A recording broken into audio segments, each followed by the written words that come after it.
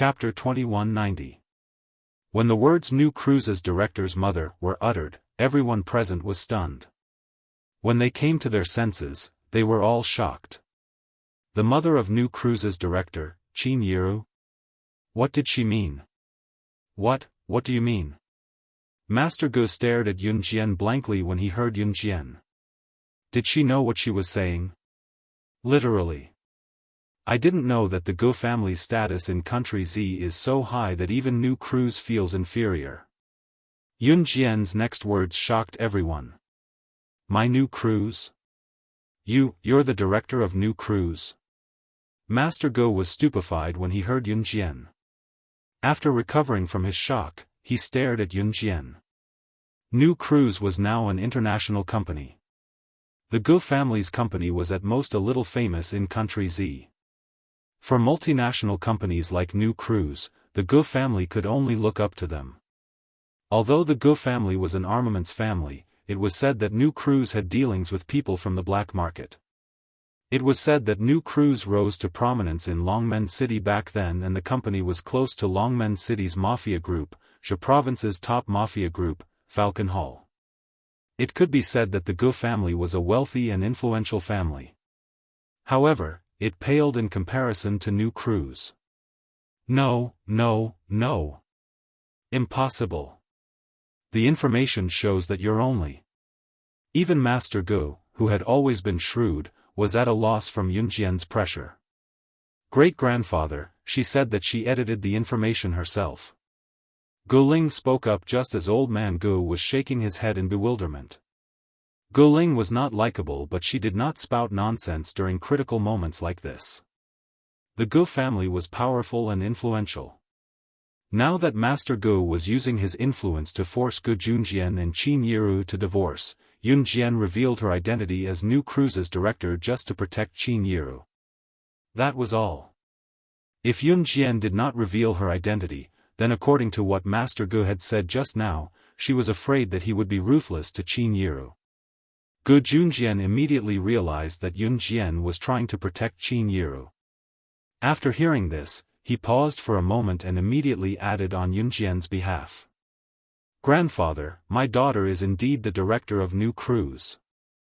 Yiru is the mother of New Cruise's director. Gu Junjian never lied. Therefore, Master Gu completely believed Gu Junjian's words. When Master Gu turned to look at Yun Jian again, the color of his eyes seemed to have changed. The chairman of New Cruise, it was actually an 18-year-old girl. The extremely mysterious director of New Cruise was actually the daughter of Gu Junjian's new wife, whom he had always thought of as an unfilial grandson. The news was so shocking that Master Gu could not snap out of it for a long time. Not only Master Gu, but everyone present also looked at Yun Jian in disbelief. However, just as everyone present was in shock and fear, a loud and strong male voice suddenly rang from outside the door. "Ha!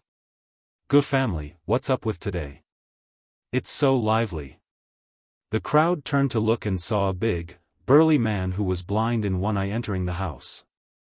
The moment she saw the man, Yun Jian's eyes narrowed slightly. "Uncle Bao Lei!"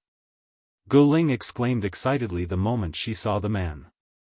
Her voice was so loud that it was as if she was afraid that others would not know about her relationship with the man.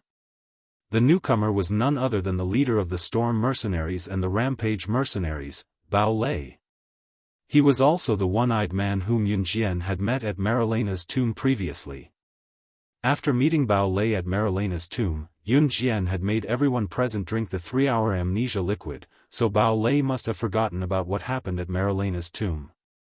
As expected, after Bao Lei appeared, he only glanced at Yun Jian briefly before turning his gaze to Master Gu. "Master Gu, you're in a good mood. Is it not the right time for me to come today?" After Bao Lei spoke, he also said a few words politely. "How could that be? Come in and have a seat." Master Gu glanced sideways at Yun Jian, then quickly gestured for Bao Lei to sit on a bench near the hall. "We're all family. We're all family. Jun Jian, hurry up and ask your wife and children to sit down." Master Gu was indeed an experienced strategist. After learning about Yunjian's identity, he did not mention it again. Instead, his attitude toward Yunjian and Qin Yiru took a 360-degree turn. Bao Lei nodded and sat down. The people present were not inexperienced. Seeing this, they snapped out of their shock and the fact that Yunjian was New Cruise's director. Just as they snapped out of their daze, they saw Bao Lei, who had just sat down, staring at Yunjian for a few seconds. The next moment, under everyone's gaze, he suddenly frowned and spoke to Yunjian. "This young lady, have we met before, eh?"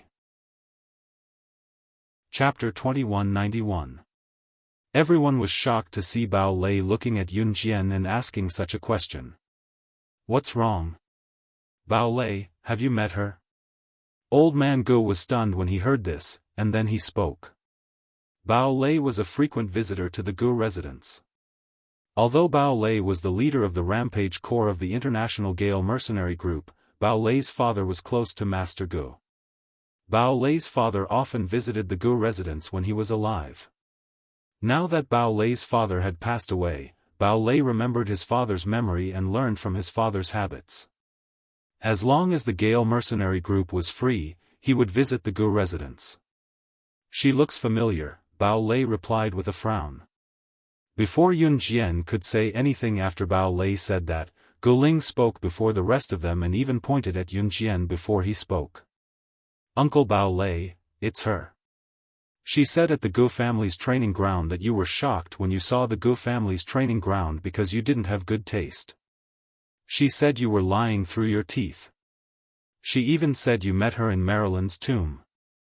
Guling was shocked when he found out about Yunjian's identity as New Cruise's director. However, Guling did not know much about New Cruise. She thought New Cruise was definitely weaker than the Gu family's company. Of course, Guling was shocked that Yunjian had founded her own company at such a young age. Comparing her to herself and her peers, there was no harm in comparison. Other than that, Guling had no other thoughts. Originally, Guling's words were said to Bao Lei in a complaining tone. When Bao Lei heard Guling's words, he seemed to have recalled something. He grabbed the table beside the stool he was sitting on and stood up to tell Yunjian, "Brother Guling, please don't worry. Yes. It's Marilena's tomb. I remember now. I'm sure we met in Marilena's tomb." Bao Lei roared these words in an affirmative tone. Guling had only wanted to complain. She did not expect Bao Lei to go along with what she said and stand up with a slap on the table in front of everyone to say that to Yunjian. When Yunjian saw this, she only narrowed her eyes slightly and did not say anything. At this moment, Guling glared at Yunjian and asked Bao Lei all his questions. "Uncle Bao Lei, if she also went to Marilyn's tomb, then don't you remember each other? Why does it sound like you lost your memory after coming out of a tomb?" As it turned out, Guling didn't know what happened in Marilena's tomb with the international bigwigs. Speaking of this, Bao Lei fell silent. After 2 seconds of silence, Bao Lei said, "You're right. You're right. After we came out of Marilena's tomb, we lost our memory for 3 hours." When Bao Lei said this, his tone was unusually heavy. Guling was stunned when she heard this. "Uncle Bao Lei, could it be that you really lost your memories in Marilena's tomb?" As Guling said this, she suddenly felt a chill run down her spine. Her entire body trembled, and she was so frightened that her face lost its luster. In front of Master Gu and everyone else, Bao Lei nodded and responded, "Yes." This response caused everyone present, including Gu Zihao and the others, to feel a trace of trembling in their hearts. Why did losing one's memories in a tomb give people an indescribable feeling of strangeness and dread? And in the tomb, we can't remember anything about what happened in the tomb. By the way, young friend, you also lost your memory, right? As Bao Lei spoke, he turned his gaze to Yunjian and used a scrutinizing gaze to slap her face. It was as if he was paying attention to Yunjian's every move, afraid that he would miss any details. Chapter 2192. However, Bao Lei couldn't find any clues on Yunjian's face. Novel, with dream, WW, Suimeng, La, Yunjian only blinked her eyes slightly. She used a voice that didn't make it seem like she was lying and said indifferently, yeah. Then I'm guessing that everyone who entered Marilena's tomb lost their memories. Bao Lei was clearly disappointed. After a moment of disappointment, he suddenly said, "Oh right, I made a friend in the tomb. He should be here soon. I'll introduce him to you later."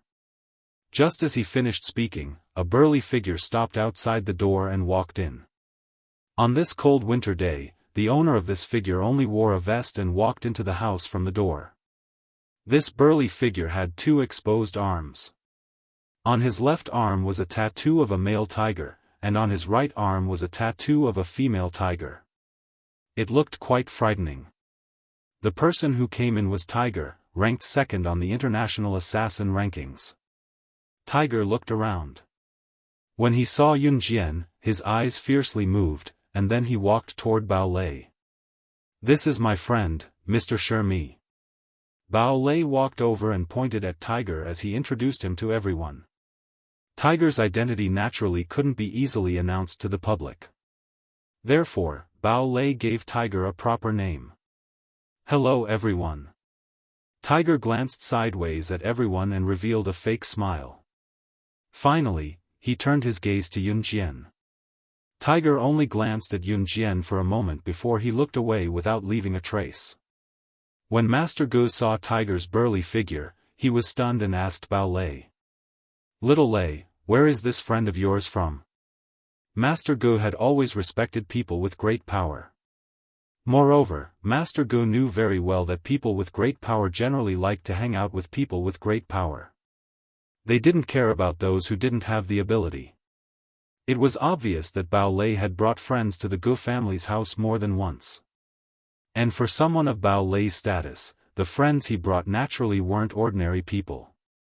Socializing in high society was about introducing one's friends to each other. If they got along well, they would become friends and even cooperate in business. Of course, even if there wasn't any business cooperation, the necessary pleasantries couldn't be avoided. "I'm just a nobody. There's no need to mention me," Tiger responded to Master Gu before Bao Lei could.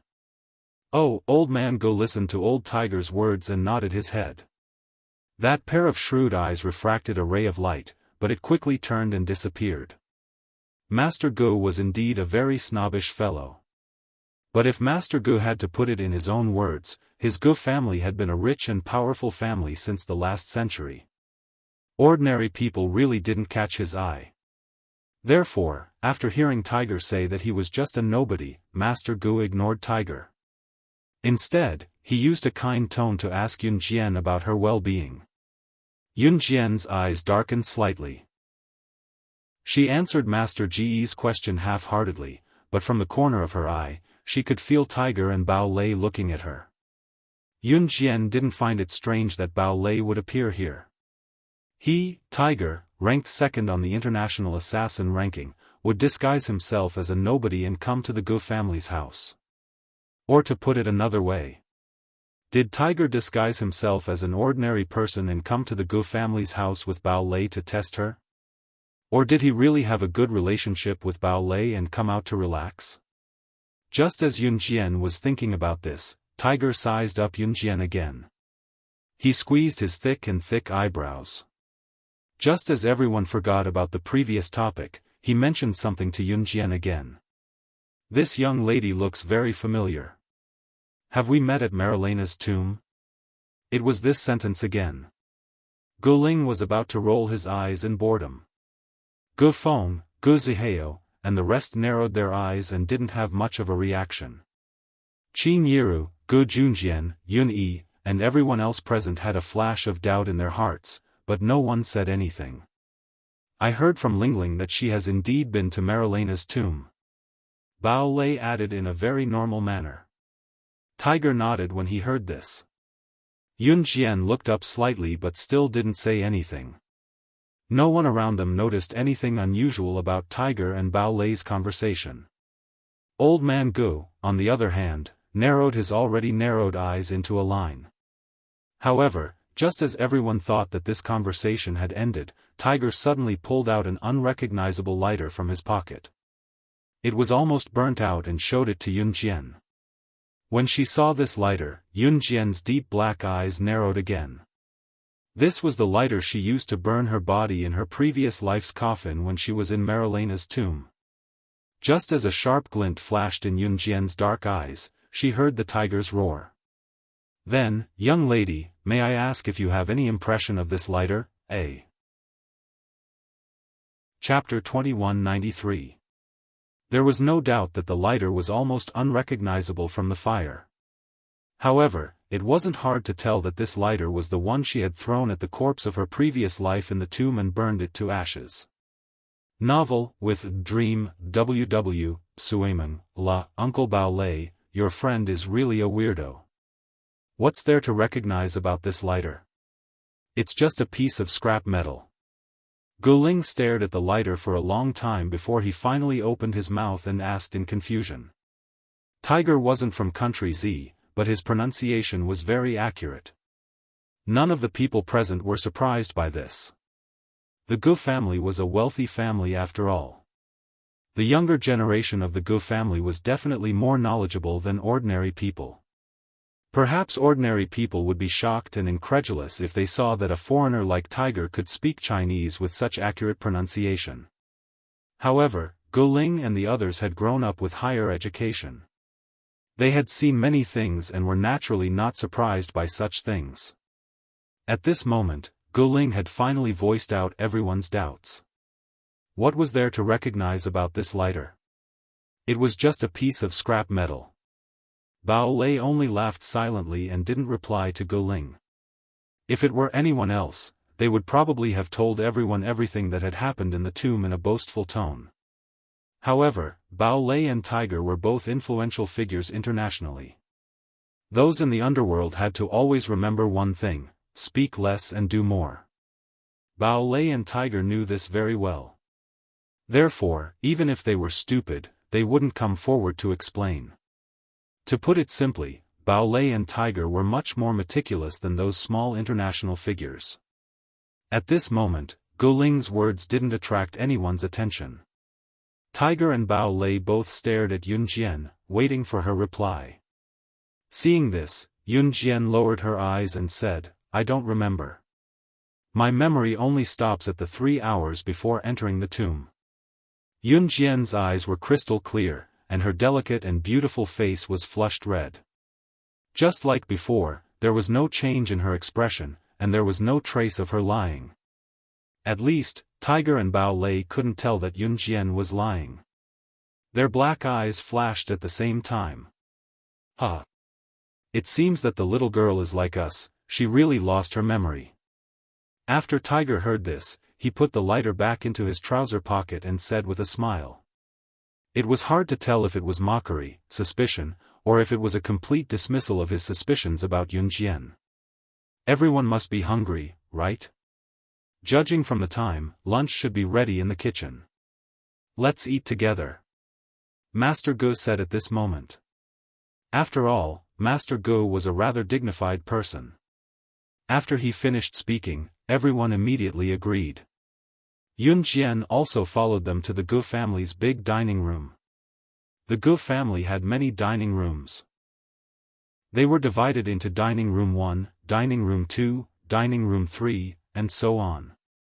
Today, Master Gu brought everyone to Dining Room 6 to eat rice and other main dishes. The Gu family's luxurious dining room wasn't just for show. This dining room's rectangular dining table was at least 20 meters long and 5 to 6 meters wide. It could seat dozens of people without feeling crowded. At this moment, Master Gu was sitting at the front of the table. It was the best seat, which symbolized the greatest authority. The dishes were slowly brought to the table. One by one, the maids brought all kinds of dishes to the table. It had to be said that the Gu family's lifestyle was very extravagant.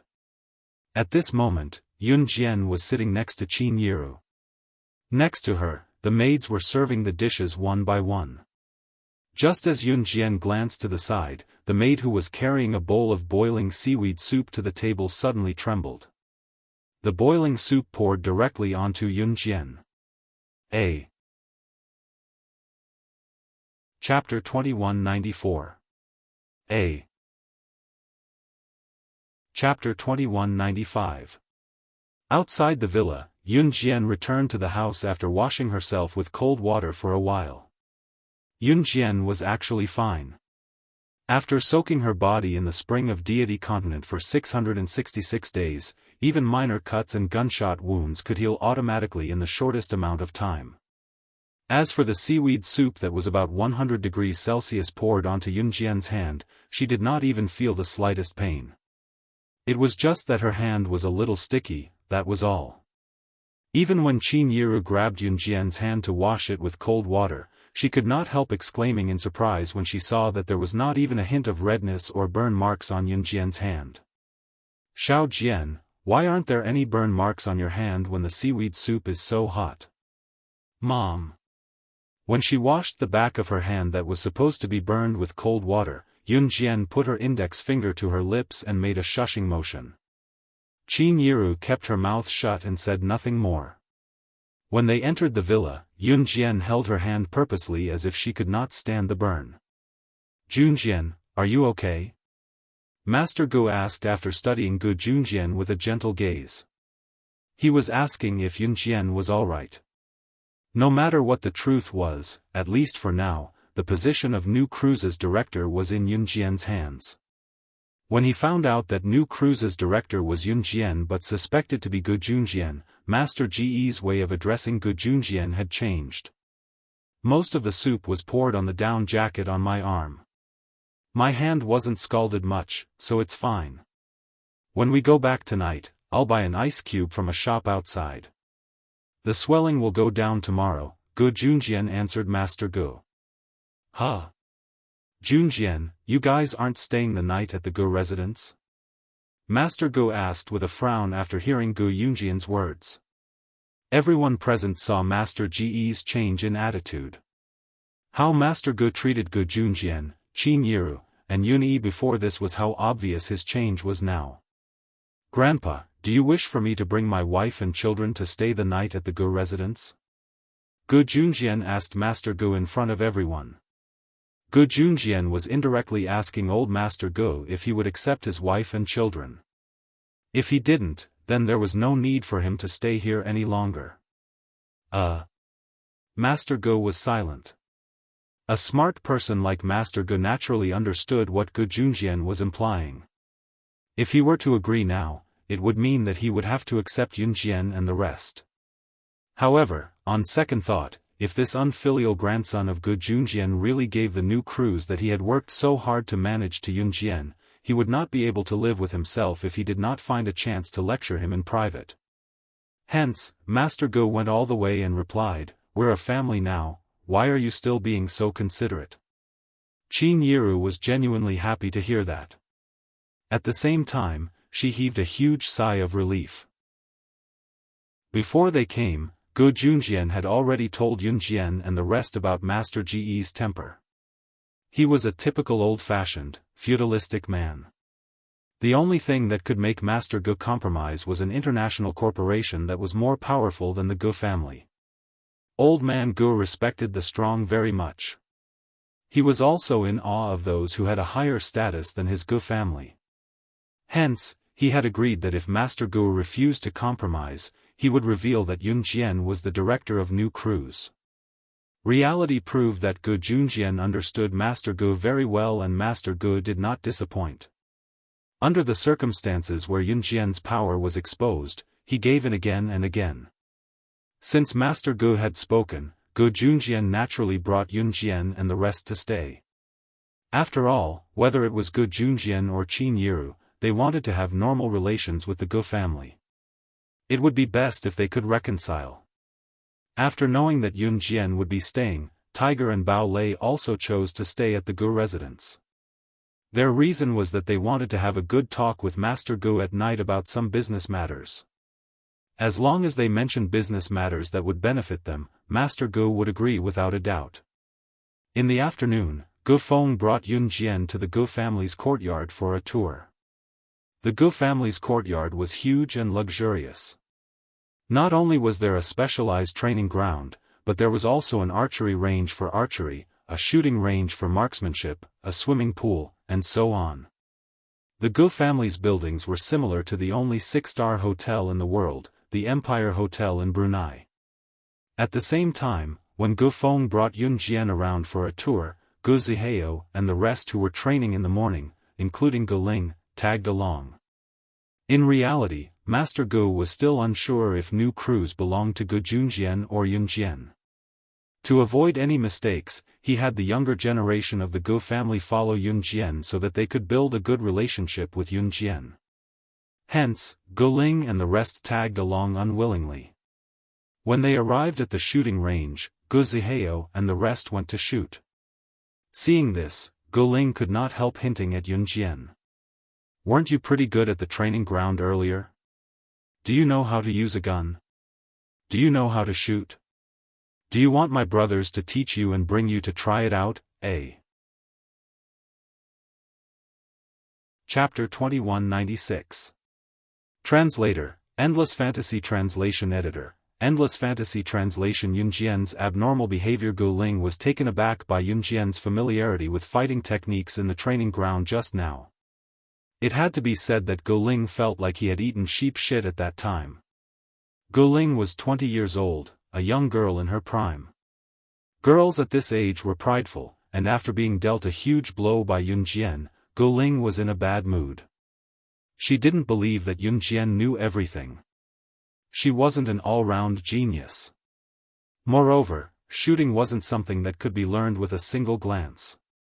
She had asked her brother, Gu Zihao, to teach her how to shoot, but she never hit the target. How could Yun Jian know how to shoot? Don't make me laugh. Just as Gu Ling was thinking, Yun Jian spoke softly, "I don't know." Gu Ling heaved a sigh of relief when she heard Yun Jian's reply. Heh, she knew that Yun Jian would say that. After all, no one was perfect. How could there be an all-round person in this world? Gu Ling swayed her body and gave a look that said, "I know even if you don't say it." She then glared at Yun Jian. "Then do you know how to shoot?" Gu Ling asked again. The biggest difference between shooting and archery was that shooting was done with a gun, and it was a test of accuracy. Archery, on the other hand, was done with a bow and arrow. Not only did it require accuracy, it also required the strength of the arm when shooting the arrow. At least in Gu Ling's opinion, archery was more difficult than shooting. If Yun Jian didn't know how to shoot, then she definitely didn't know how to shoot. Sure enough, as Gu Ling expected, Yun Jian replied with the same two simple words, "I don't know." Yo! Brother Zihao is amazing. Another 10 shots hit the bullseye 10 times. Our Gu family's all-round expert, it's you. Not only are you the strongest, you're also a good shot. Regardless of whether it's a gaming competition or an archery competition, you can easily get first place. You're F***king amazing. At this moment, someone from the Gu family started to exaggerate about Gu Ling's brother, Gu Zihao. An all-round expert. One had to know that if a person was only proficient in one ability, they might be able to brag about it in a certain field. However, if you were an all-rounder with skills and marksmanship, then even if you were weaker than others in one aspect, people would still call you a genius. When Gu Ling heard that his brother was being praised even more, he raised his head proudly and looked at Yun Jian with his eyes that seemed to be showing off to Yun Jian. For the whole afternoon, Gu Ling was in a state of showing off. At first, she hated Yun Jian because Yun Jian was too outstanding. Later, when he dragged Yun Jian to many places in the Gu family, Gu Ling realized that Yun Jian did not know anything at all. Other than the time when Yun Jian pointed out Gu Zihao's weakness at the training ground so that Yun Yi could defeat Gu Zihao, she did not know anything else. This made Gu Ling avoid Yun Jian from the beginning. Later, he even pretended to be good friends with Yun Jian and tried to get closer to Yun Jian. "Yun Jian, that's our Gu family's aquarium. It's big enough, right? You've never seen it before, right? As Guling spoke, he wanted to walk next to Yun Jian like a pair of close friends. Yun Jian avoided him discreetly. They spent the whole afternoon walking around the Gu family's house. However, the Gu family's house was big enough that they could see many things that could not be seen outside. Therefore, Gu Feng, Gu Ling, and Gu Zihao brought Yun Jian to walk around the Gu family's house. Gu Ling also thought that he had regained a lot of confidence from Yun Jian. She was just an ordinary person who did not know anything. It was not until 5:30 in the evening that the sun in the west officially set, and the last trace of afterglow was swallowed up by the night. It was winter in Jia province, and the sky was almost completely dark by 5:30. Yun Jian felt that the figure who had been following them since the afternoon had left. She looked at everyone indifferently and said that she wanted to go back to her bedroom to rest. At that time, night had already fallen. There were only 2 shirtless men soaking in the cold winter water in the Gu family's swimming pool.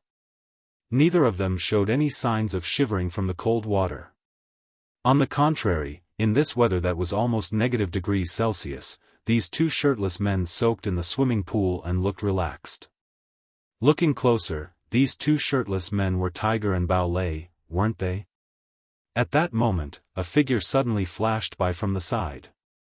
Then, a man dressed in black and wearing a mask, revealing only a pair of dark eyes like 2 black holes, stood in front of Tiger and Bao Lei. Did you find anything? At that moment, Bao Lei's hands were lazily resting on the swimming tiles.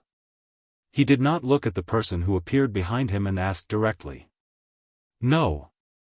I've been following her since this afternoon. She didn't notice me, and she doesn't even seem to know how to use a gun.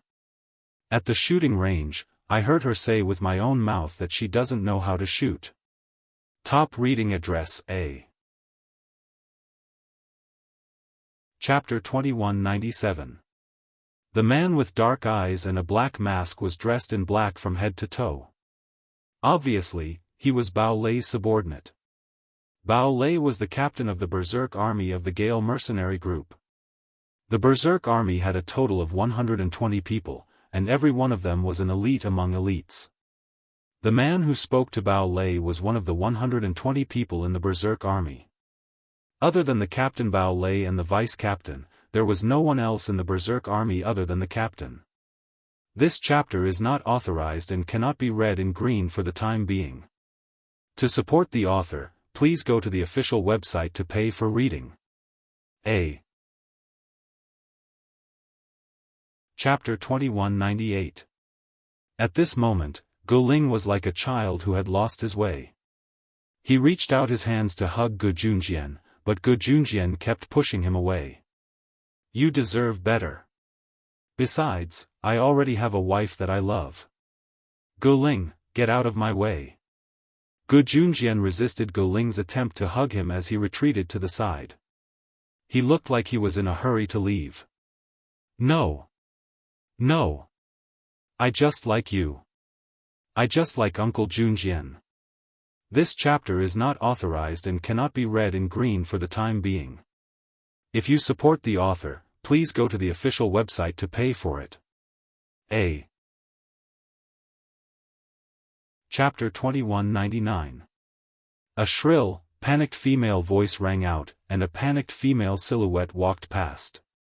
Sui Meng Xiao. Say, Cirque. Sui Meng. One Athos woman was clearly an old employee of the Gu family. When she discovered the location of the fire, she hurriedly ran to find someone to put it out. At that moment, the woman was followed by a group of servants from the Gu family who had been called over to rescue her. Their noisy voices suddenly woke everyone up from the silence of the night. When the woman's voice rang out, Yun Jian also stopped walking toward the villa where Tiger and Bao Lei were. She called out to Gu Junjian and ran in the direction where the woman had gathered everyone to save someone. It was a villa that had been abandoned by the Gu family for many years. The villa was built in an old style, and at first glance, it looked like an old villa that had been built in the middle of the last century. At this moment, the fire in the villa was raging fiercely. The fire gathered together, giving the people standing in front of the old villa the illusion that the fire was so monstrous that it could even poke a hole in the sky. Io, save someone. Save someone. Someone's going to die. Someone carried an unconscious woman into this old villa. Someone's going to die. Why aren't you coming to save her? The woman who had discovered the fire earlier stood in front of the old villa and shouted loudly. Some of the more agile servants had already reacted. They carried buckets of water to the water source area to get water to put out the fire. Some of the servants tried to rush into the old villa where the flames had already reached the sky. However, the flames were simply too big, and ordinary people couldn't enter at all. Even if they did, they would definitely be burned alive. The woman in the old villa couldn't be a relative that they had to save, so the servants all stopped in their tracks. What's going on? What the hell is going on? Old Gu, who hadn't even changed out of his pajamas and only had time to put on a coat, hurriedly rushed over. When he saw the blazing fire in the old villa, he was so frightened that he stepped back fiercely. He didn't stop until he was supported by someone. At this moment, even Gu Ling, who had been rejected by Gu Junjian and was in a daze, had regained his senses and followed the others here. Seeing the towering flames, Gu Zihao and the others who had followed closely behind also stopped in their tracks. They were stunned. Master! Someone ran in here with an unconscious woman on his back. I thought it was strange, but I was patrolling, so I followed him in. Then what happened to you? I found out that the unconscious woman was actually young Master Gu Yunjian's new wife. What should I do now? I was a woman, so I definitely couldn't beat that man, so I ran to call for help. But when I called someone back, I saw that the villa was on fire. Fire! I was so scared that I ran to call for help. Now that the fire is so big, our people can't even go in. Someone has already called the police and the fire engine, but we're in the suburbs. It'll take at least half an hour for the fire engine to come. This person will be burned to a crisp inside. What should we do? The woman hurriedly walked in front of Grandfather Gu and said these words loudly. The woman's words confirmed that the person in the old villa was Qin Yiru without a doubt. The answer was obvious. The person who had drugged Qin Yiru was Tiger or Bao Lei's men. Yun Jian smirked coldly. She wanted to rush into the old villa to save her. Stay here obediently. I'll go. I'll definitely bring Yiru out safely. Gu Junjian stopped her and was about to rush into the old villa as he spoke. Uncle Junjian, you can't go. You can't go. I won't allow you to go. The fire here is so big, you'll only die if you go in. Let's wait for the fire engine to come. When Gu Ling saw that Gu Junjian wanted to rush into the villa, she hugged Gu Yunjian's thigh tightly, preventing Gu Junjian from going forward. The situation was so chaotic that no one had the time to care about Gu Ling's actions. No one is allowed to go. If you go, you can only send yourself to your death. Wait for the fire engine. Wait for the fire engine to come and put out the fire. Don't add to the casualties. Master Gu said sternly, stopping everyone's actions. At that moment, Yun Jian narrowed her eyes. She knew that this was a trap set up by Tiger and Bao Lei. Seeing that Gu Junjian was being held back in Master Ji's order, she walked toward the old villa without hesitation. In a flash, she entered the burning main door. Right after Master Gu finished speaking, someone pointed in the direction where Yun Jian had disappeared and exclaimed, attracting everyone's attention. She went in. She went in.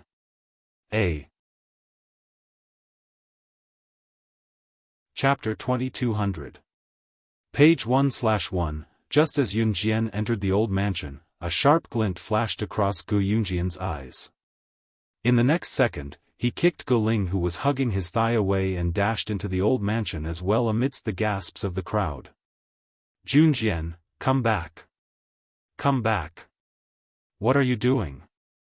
For a woman, you're crazy. When Master Gu saw Gu Junjian rushing into the burning old mansion, his eyes widened, and he shouted out in shock. However, Gu Junjian would not listen to Grandfather Gu. In a flash, he dashed into the door of the old villa that the group of servants did not dare to enter. The door had been completely burned by the fire, the door that the group of servants did not dare to enter. She really went into the old mansion? God! Is she not afraid of death? With such a big fire, even I don't have the confidence to go in. Gu Zihao stared blankly at Yun Jian rushing into the old mansion, and was unable to regain his senses for a long time. Previously at the training ground, although Yun Yi had defeated him, and it was Yun Jian who had pointed out his weakness, Yun Yi was able to defeat him. However, Gu Zihao was not convinced by Yun Jian's strength. She was just a girl, and a girl's strength could not be compared to a guy's. What about techniques? She was just a girl, how could she have so many techniques? Furthermore, previously at the training ground, he had been careless, and that was why Yun Yi's sneak attack was successful. Gu Zihao, who thought this way, had always thought that Yun Jian's strength was very ordinary. Perhaps some people were only good at talking, and could point out a person's weakness when watching them fight, but if they were to fight personally, they would not have any strength at all. In Gu Zihao's eyes, Yun Jian should be that kind of person. She was only good at talking, and could quickly find a person's weakness, but she did not have any strength. "Io. It's over, it's over. I think that house is about to collapse. Who knows how dangerous it is inside? If this person is pinned down, even the gods can't save her." When the woman saw this scene, she was scared out of her wits. Everyone present, without exception, thought that Yun Jian and Gu Junjian were finished this time.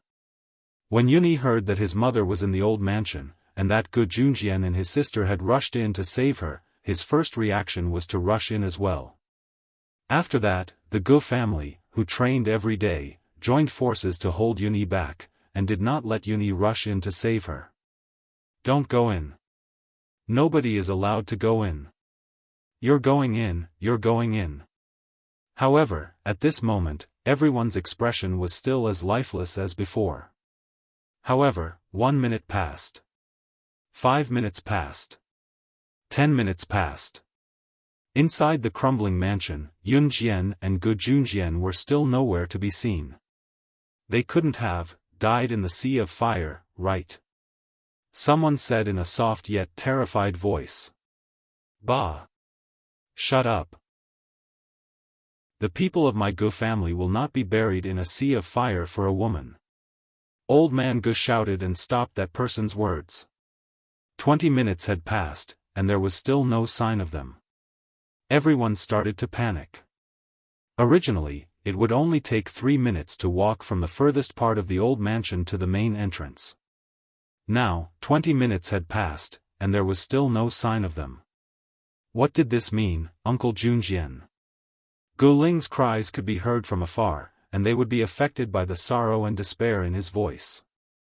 Just when everyone thought that Yun Jian and Gu Junjian would never come out, someone suddenly pointed at the mansion's main entrance and exclaimed. "Look! There's someone." In the direction of his finger, 2 figures rushed out from the gate of the old villa. Gu Junjian carried the unconscious Qin Yiru and walked out of the mansion's main entrance with Yun Jian. Everyone heaved a huge sigh of relief when they saw this. However, just when everyone heaved a sigh of relief and completely relaxed, a cement wall on the second floor of the old mansion suddenly collapsed.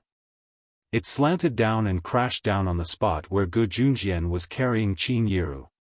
Everyone's expression changed drastically when they saw this. "No!" Master Gu shouted. He was so scared that his expression changed. Just when everyone thought that the huge, collapsing cement wall would crash down on Gu Junjian and Qin Yiru, who was in Gu Junjian's arms, everyone suddenly saw a scene that made them extremely terrified and dumbfounded. Top reading website, M.A. Chapter 2201. A. Chapter 2202. A. Chapter 2203. Yun Jian's words caused Tiger and Bao Lei, who were hiding in the dark, to stop in their tracks. She discovered us? She even discovered that we were trying to sneak away? When did she discover us? Tiger and Bao Lei twitched their lips. There's no one in the dark because of the forest. Yun Jian, what are you doing? Are you crazy? Guling was shocked by the scene just now. This chapter is not authorized and cannot be read in green for the time being. If you support the author, please go to the official website to pay for your reading. A. Chapter 2204. Tiger's words entered everyone's ears word by word. Everyone knew that Yun Jian had been to Marilena's tomb. However, everyone thought that Yun Jian had been to Marilena's tomb. That was true, but she had been to Marilena's tomb. She was at most cannon fodder, right? When the international bosses were fighting over the female corpse, she was at most a coward hiding in a corner, trembling and not daring to make a sound. There was a type of person who would be scared to death in a formal setting. She would cower in a corner and not even dare to speak to anyone. However, after leaving a formal setting and returning to school, this person would be very cocky in front of her classmates. She would then boast about what she had seen in a formal setting and exaggerate. In fact, she would be so scared that she would hide in a corner and not dare to speak to anyone in a formal setting. Everyone thought that Yun Jian was that kind of person. She would rely on the fact that she had been to Marilena's tomb. Even if she had cowered in a corner and shivered in Marilena's tomb, she would act like she was the king in Marilena's tomb when she left Marilena's tomb and returned to school or her relatives. However, Tiger's words completely dispelled everyone's opinion of Yun Jian. Burned the female corpse? Even if she's really the director of new crews, even if she crushed the cement wall with a stomp, weren't there many international bosses fighting over the female corpse in Marilena's tomb? Before those international bosses, she should be a nobody who can't even lift her head. How could she have the ability to burn the female corpse? Guling asked in a daze after hearing Tiger's words. No matter how powerful Yun Jian was among the people, no matter how awesome she was, she should only be a coward in a place like that. How could she have burned the female corpse in front of everyone and come out alive? Furthermore, Tiger's words implied that the people who explored Marilena's tomb lost their memories, and it had something to do with Yun Jian? No one paid any attention to Guling's words. Tiger met Yun Jian's eyes and waited for Yun Jian's reply. So you even checked the fingerprints on the lighter. No wonder you were so sure that she was the one who burned the female corpse from the very beginning. Bao Lei didn't know about this at first, so he tilted his head to look at Tiger and said this in a daze. No wonder. Tiger firmly believed that Yun Jian was the one who burned the female corpse. So it was because he had already proven this point.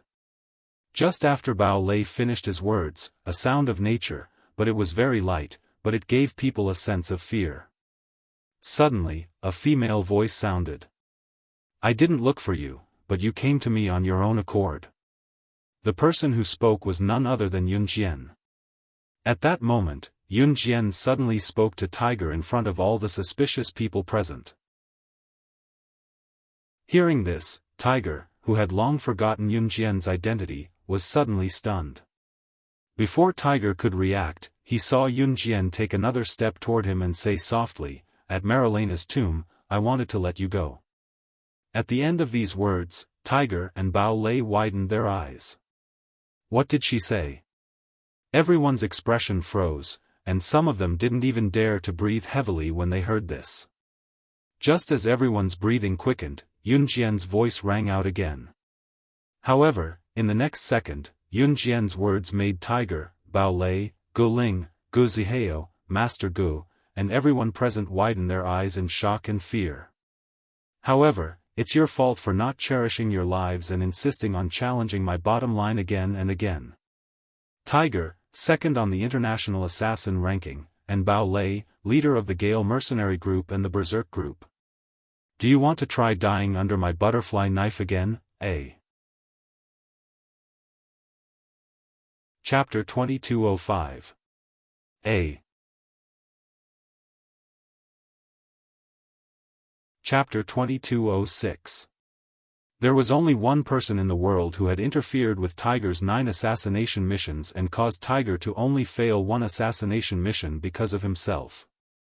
Others might not have understood what Yun Jian was saying, but Tiger was well aware. That person was none other than you are. Tiger's mouth was wide open as he stared at Yun Jian in a daze. Just as he was about to say this, he suddenly paused. Novel, with Dream, W.W., Sui-Meng, La, Yun Jian had already come before him, twirling that eye-catching butterfly knife. When the others heard Yun Jian's words, they were stunned. It was because Yun Jian knew so much about Tiger's identity. She even knew how many assassination missions Tiger had gone out on, the number of times he had completed them, and even the fact that he had been interfered with by others. She also said, the person who had interfered with Tiger's 9 assassination missions and caused Tiger's assassin life to fail 9 missions out of thin air was actually Gu Yunjian's new wife, the child of Qin Yiru and her ex-husband. Yun Jian. What kind of background did she have? She actually had the ability to interfere with the mission of the second-ranked assassin on the international assassin ranking. If that was the case, then wouldn't Yun Jian's ability be even more powerful than the second-ranked assassin on the international assassin ranking, Tiger? Master Gu, Gu Ling, and Gu Zihao all stared blankly at the scene in front of them. They were so frightened that they almost couldn't move. At that moment, Yun Jian was standing less than 5 meters away from Tiger. She twirled the butterfly knife in a circle, then stood in front of Tiger, her eyes slightly dark. It was also because of Yun Jian's twirling of the butterfly knife that the 2 words that Tiger was about to blurt out were instantly swallowed back into his stomach. But Tiger's eyes were so wide that they were almost popping out of their sockets, revealing the fear, horror, and astonishment he was feeling at that moment. She was, except for her. There was no one else in this world who could play with the butterfly knife so smoothly and speak to him in such a manner. Tiger froze on the spot. He widened his eyes and stared at Yun Jian, as if he wanted to tear a crack out of Yun Jian. Who is she? Bao Lei heard Tiger's words and suddenly asked Tiger who Yun Jian was. Bao Lei had already forgotten what had happened in Marilena's tomb that day, so he naturally didn't know what Yun Jian meant. At this moment, he suddenly heard Tiger looking at Yun Jian with his eyes wide open. Bao Lei hurriedly spoke up. Everything that had happened in Marilena's tomb that day made Bao Lei deeply suspicious. Bao Lei desperately wanted to know the truth about what had happened in Marilena's tomb that day.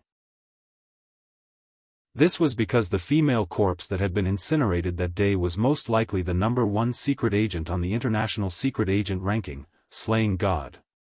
Bao Lei desperately wanted to know what had happened in Marilena's tomb. Tiger and Bao Lei's main purpose for coming here was to investigate the female corpse that Yun Jian had incinerated. They wanted to know if the female corpse's true identity was the number 1 secret agent on the international secret agent ranking, slaying God. However, just as Bao Lei was urgently asking Tiger about Yun Jian's identity, Yun Jian suddenly spoke up, speaking to Bao Lei before Tiger could. However, the words that came out of Yun Jian's mouth were as if she knew everything about Bao Lei. That level of understanding of Bao Lei's identity made even Bao Lei widen his eyes in disbelief. Everyone present was even more shocked. Anyone in the underworld should know this principle. The less you know, the longer you live. Bao Lei, as the leader of the Rampage Corps, your Rampage Corps has always been weaker than Cotton's Corps under your leadership. The root of the problem is that you're too nosy, Bao Lei. A. Chapter 2207. Yun Jian's words hit the nail on the head, leaving no room for sentiments. Follow your dreams? Speak as if you're going to die. If the crowd had heard Yun Jian's words before, they would have thought that Yun Jian had lost her mind when she spoke to Bao Lei in such a tone. How could she speak to Bao Lei in such a tone? However, now that Yun Jian had said something like that, even though they did not know Yun Jian's identity, they knew that even Tiger, the number 2 assassin on the international assassin ranking, was no match for Yun Jian. Although they were stunned, they could not accept the fact that Yun Jian had spoken to Bao Lei in such a tone. What shocked the crowd was who Yun Jian was. Not only did she know everything about Tiger, but she also knew about Bao Lei's identity and his position in Hurricane Mercenaries. Not only that, she seemed to know the other leader of Hurricane Mercenaries very well, and that leader's position in Hurricane Mercenaries seemed to be very high. His position seemed to be even higher than Bao Lei's. Yun Jian, on the other hand, seemed to know everything about the identities and positions of these international big shots. It was as if there was no one she did not know. Even if she had purposely tried to find out about them, it should only be about a few individuals, right? Now that she was facing Tiger and Bao Lei, she was able to find out about their identities and even tell them things that surprised them. If she was only the chairman of new crews, she would only be a legitimate force. How would she know about such things that lean towards the underworld? Why you know Cotton? When Bao Lei heard Yun Jian's words, he was shocked that Yun Jian knew so much about his identity and position. He was also shocked that Yun Jian knew that his position in Hurricane Mercenaries was not as high as Cotton's and that he had always seen Cotton as a thorn in his side. Yun Jian's words shocked Bao Lei. Perhaps. Yun Jian turned her head to look at Bao Lei. She didn't give Bao Lei an absolute reply. Instead, she gave him a beautiful smile. Perhaps we should settle our old scores first. You sent someone to drug my mother, brought her into the villa, and set the villa on fire. Think about it, if I was just an ordinary person, wouldn't my mother be buried in the sea of fire? I'll have to settle this debt with the two of you one by one.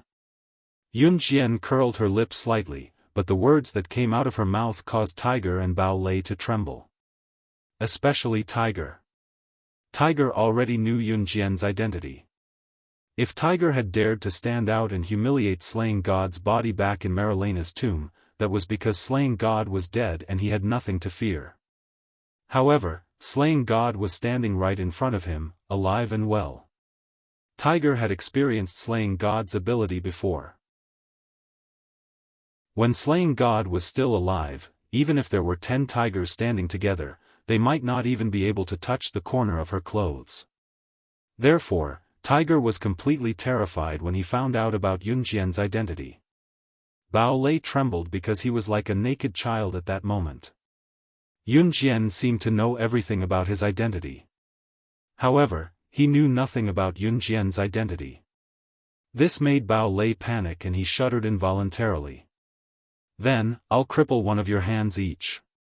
Yun Jian curled her lips. Her lips were so cold that they were merely curled into a smile, but that was what she said. What? She's going to cripple one of their hands each? Isn't her mother fine? Guling's eyes widened when he heard that. He was so shocked that he froze.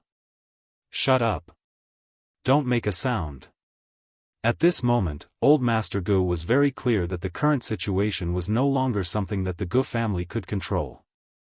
Therefore, he shouted at Guling softly, forcing Guling to swallow all the words that he wanted to say. Fortunately, the old villa was engulfed in flames. The loud crackling of the fire prevented Guling and Master Ge's words from reaching Yun Jian and Tiger's ears. Guling rolled his eyes, thinking that Yun Jian did not even know how to shoot. How could she be a match for the two international figures? He was waiting for the moment when Yun Jian's lie would be exposed. Bang! Bang! 2 gunshots suddenly rang out.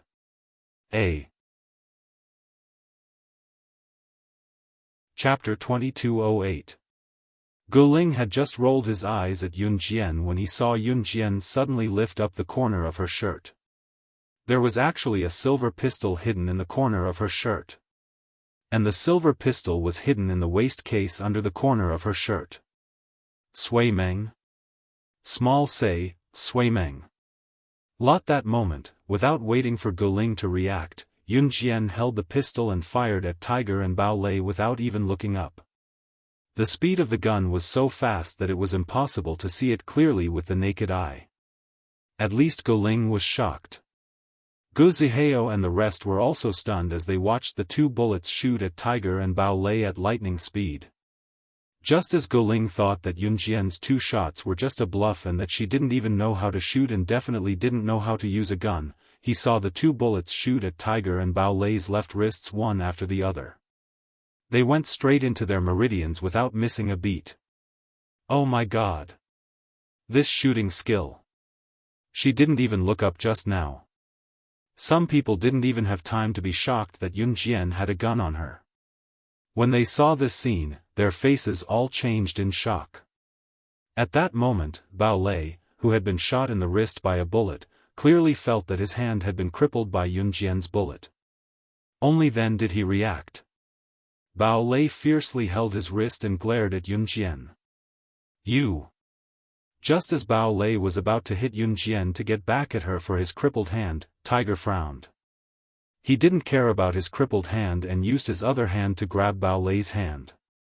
We're no match for her. Tiger's words made everyone present so shocked that they couldn't use words to describe it. What? Even old man Gu widened his eyes and shouted in fear and astonishment. What did Tiger just say?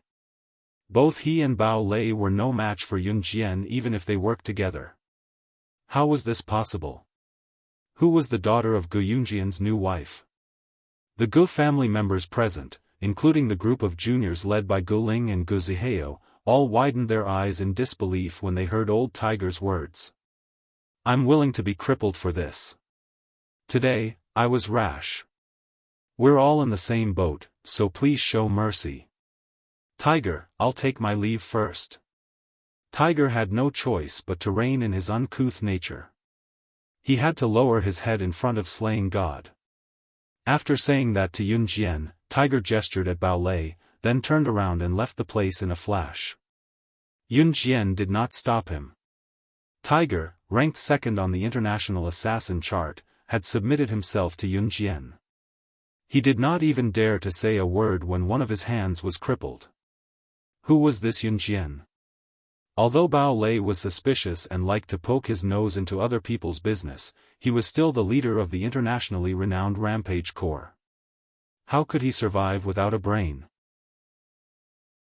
Therefore, not long after Tiger left, Bao Lei said something similar to what Tiger said to Yunjian before turning to leave.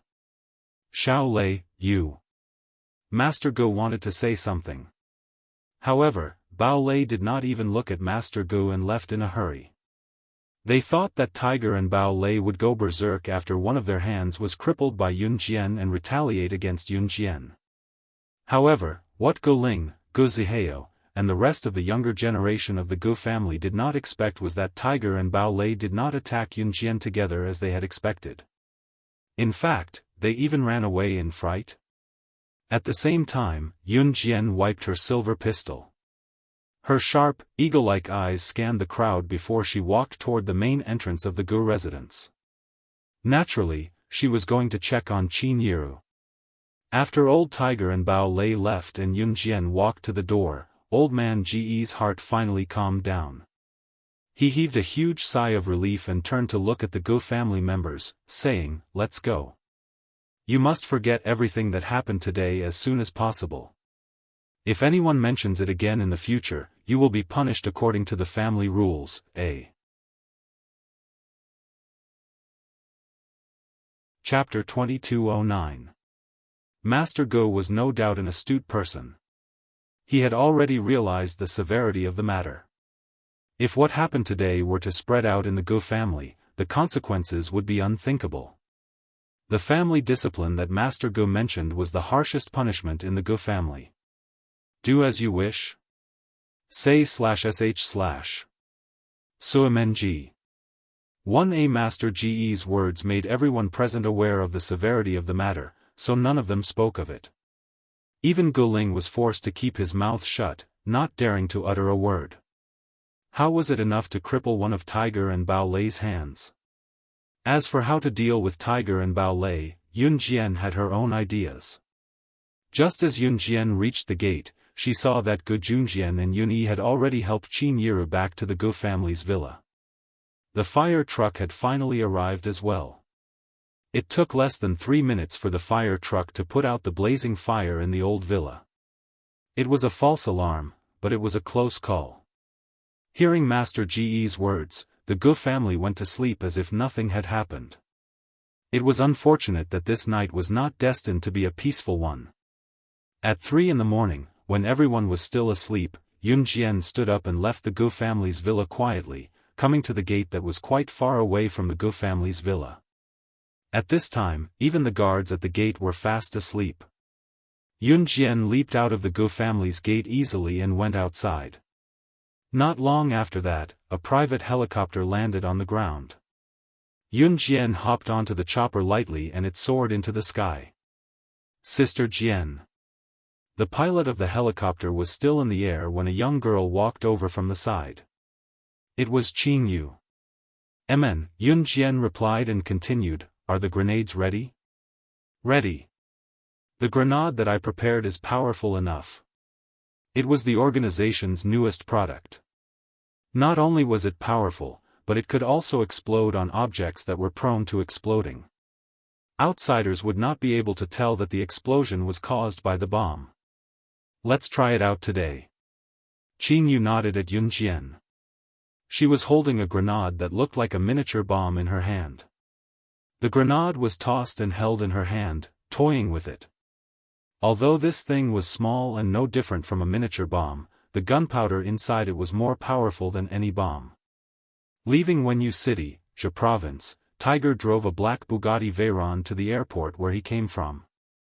His hand was on the steering wheel, and his forehead was almost covered with sweat. Outsiders might not know Slaying God's temper, but how could he not?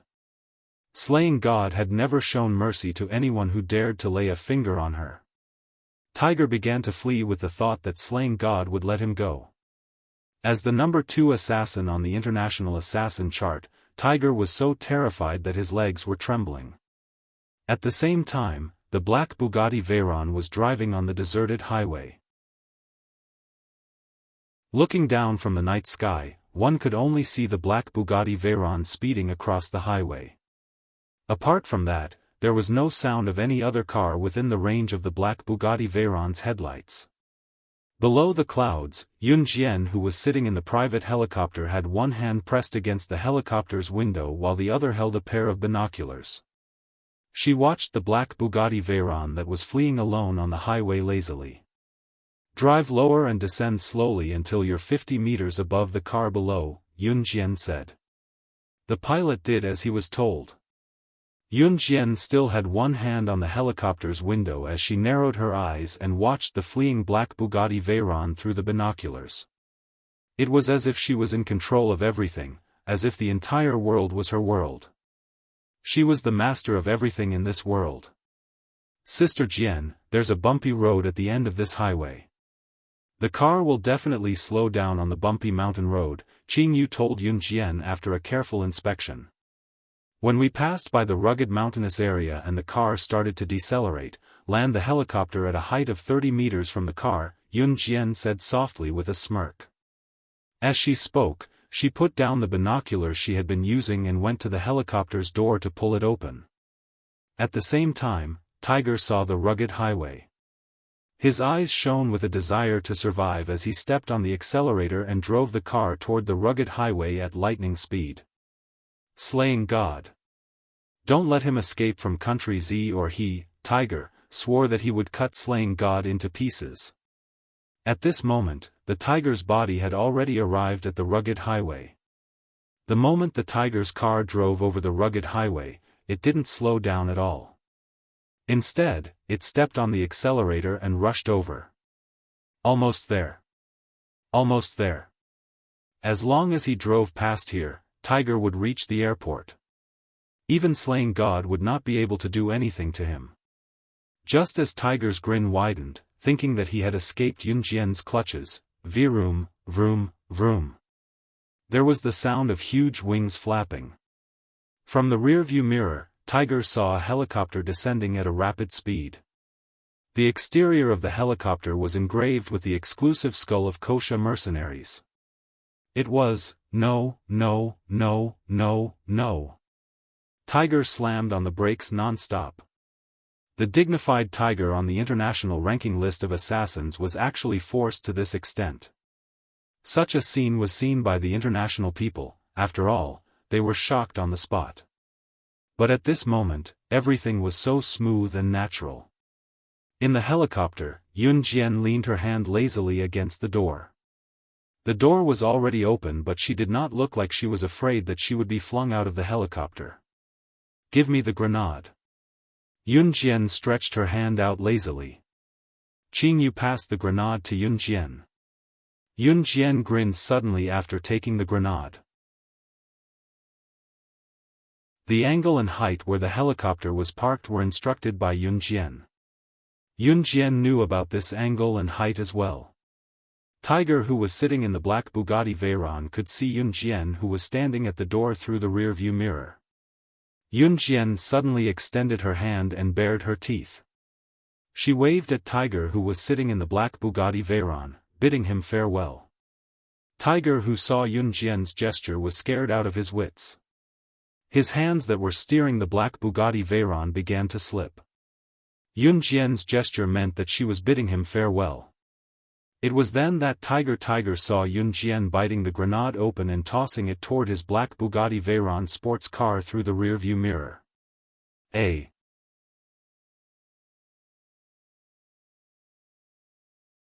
Chapter 22:10. Following Tiger's deafening "no," Tiger and his black Bugatti Veyron exploded on the spot. Thankfully, there were no cars nearby.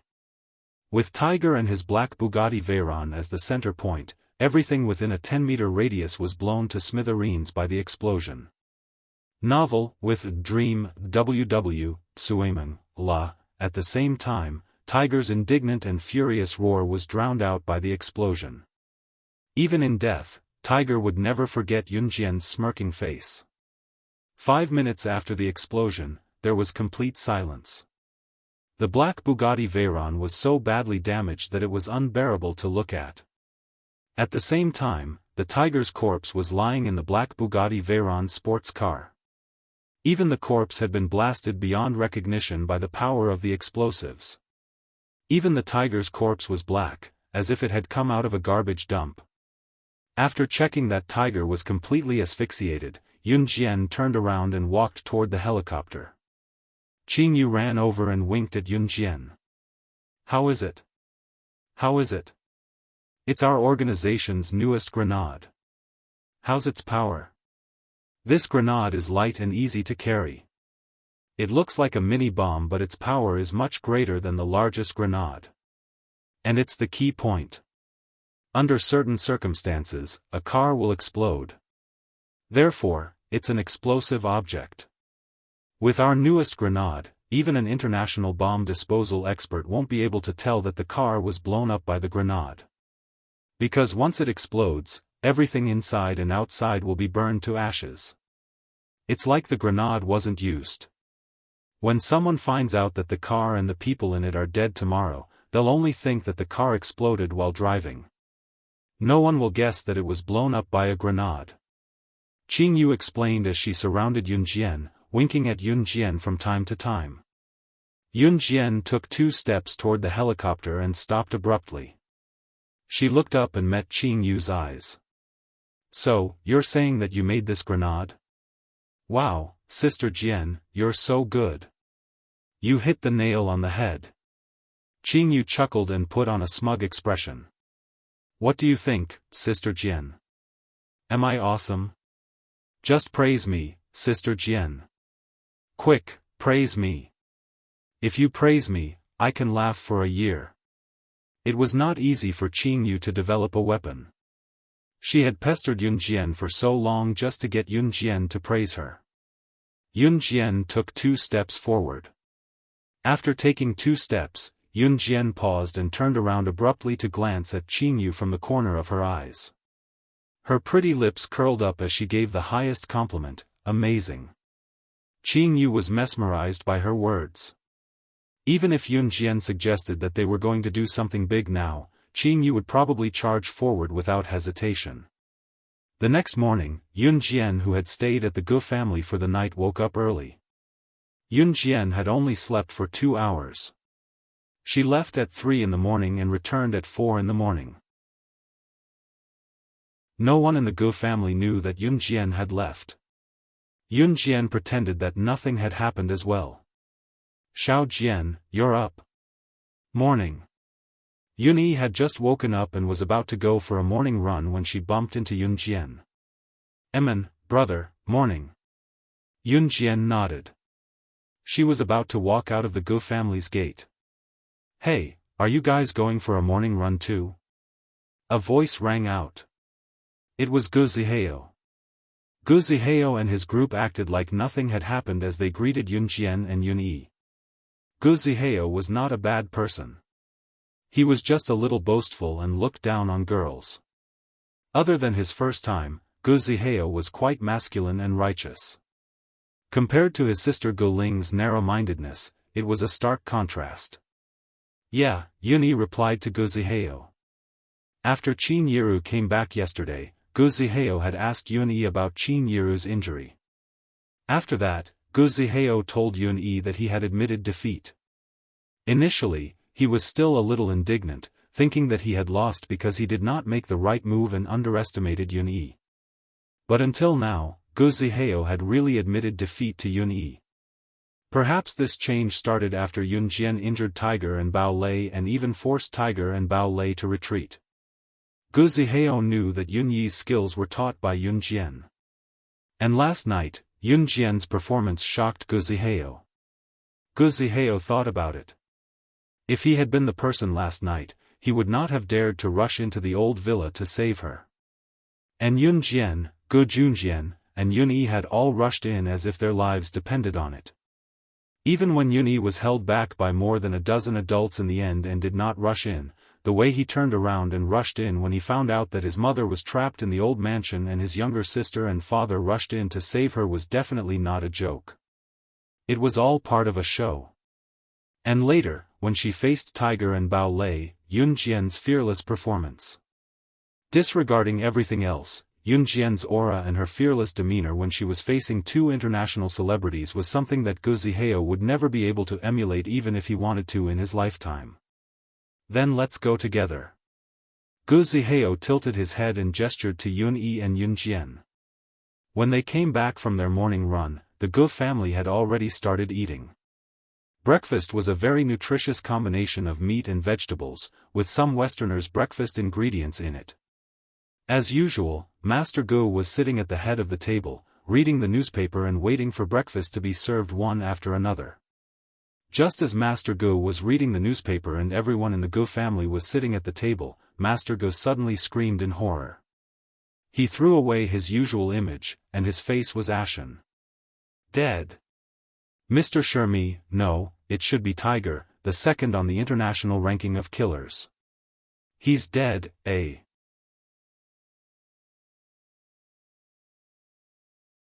Chapter 22:11.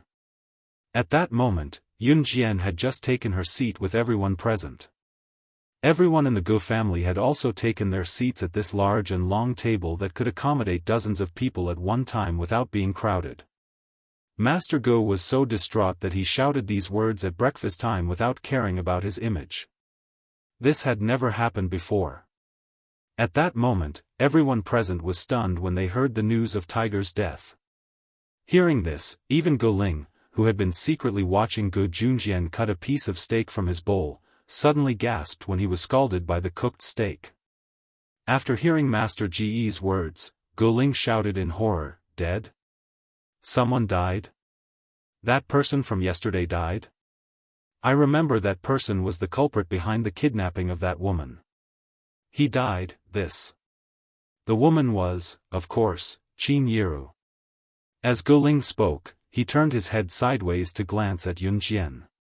However, he saw Yun Jian calmly cut the steak, chewed it slowly, and swallowed it as if nothing had happened. After hearing Gu Ling's words, she neither admitted nor denied it.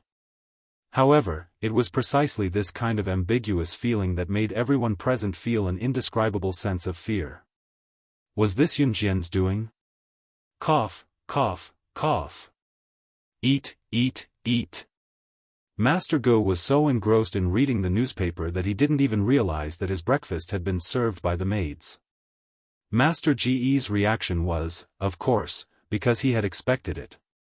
Although Yunjian didn't kill Tiger in front of everyone, but who knows if she actually went out to kill the tiger last night? Old Master Go was not a person who was frightened to death. After all, Master Go was also a veteran who had participated in the anti-Japanese war. It wasn't surprising that he had seen countless people die. However, what shocked Master Go was that Tiger, who was ranked second on the international ranking of assassins, had been killed. Moreover, the newspaper reported that Tiger's death was caused by a car explosion. But how could it be so coincidental? After Tiger provoked Yunjian, his hand was crippled and he hurriedly fled the scene, and the car exploded. Bang! Master Go, who was still thinking about the problem, suddenly snapped back to reality. At this moment, Master Go was so scared that his entire body trembled. When he came back to his senses, he saw that Yunjian had already stood up. She smashed her plate on the dining table, deliberately making a loud noise. The steak on the plate had already been finished by Yunjian. Master Go, who had suddenly heard the noise, was so frightened that he quickly raised his head to look at Yunjian. However, he only saw Yunjian's eyes move slightly, and her sharp eyes met his. Master Go was so frightened that he swallowed hard. Then, he looked at Yunjian and said, "You, old man, you don't have to say much. When the fire in the villa was put out yesterday, I already know that you called my father away to ask about the owner of New Cruise. If you want to know about this, why did you call my father away secretly and even scold him for being unfilial? You can just ask me about this. Now, I can clearly tell you that I founded New Cruise single-handedly. The president of New Cruise is my subordinate. Everything that the president of New Cruise who represents the company at events is controlled by me." Yunjian's words suddenly echoed, and at the same time, it stirred up a wave of emotions in everyone's hearts. Was New Cruise really hers? If Yunjian had said this yesterday, no one would have believed her. However, after experiencing the series of events last night, no one dared to doubt that Yunjian was the director of New Cruise. Just as everyone was still in shock, Yunjian spoke again. "So, if we're talking about family background, it should be the Go family that's not worthy to speak to someone as noble as my mother. I agree wholeheartedly that my father wants to cut ties with the Go family." At this point, everyone was shocked again. However, that was not the end of it. Just as everyone calmed down from their shock, another wave swept over them. Meeting Old Man Ge's eyes in front of everyone, Yunjian suddenly grinned as her eyes flickered and the corners of her lips curled up as she said, "You're right. Also, I don't mind telling you that I did kill Tiger with a grenade.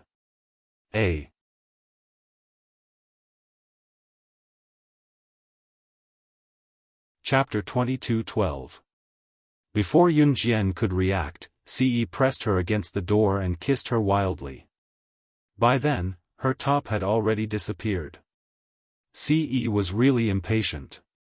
After he took off her clothes, he didn't even wait to carry her to the bed. He pressed her against the door and, "Ce, Gidge. Sister. Lan Su Gidge asked us to invite you guys to go to the fireworks event. It's so fun. There's so much fun." This chapter is not authorized and cannot be read in green for the time being.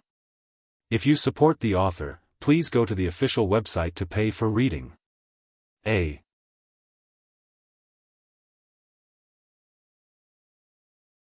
Chapter 22:13. The sudden appearance of Adam caused Lan Su's heart to jump in shock. Even the cup of malatang in his hand slipped due to Adam's roar, causing the scalding hot soup to spill out of the cup and onto his hand. "Woo, mama, mama." Zhou Ran saw that Lan Su was scalded by the cup of malatang and was so scared that he started crying loudly. Lan Su was still unable to react for a moment. Her hand was scalded by the mala tang. This chapter is not authorized and cannot be read in green for the time being. To support the author, please go to the official website to pay for reading. A.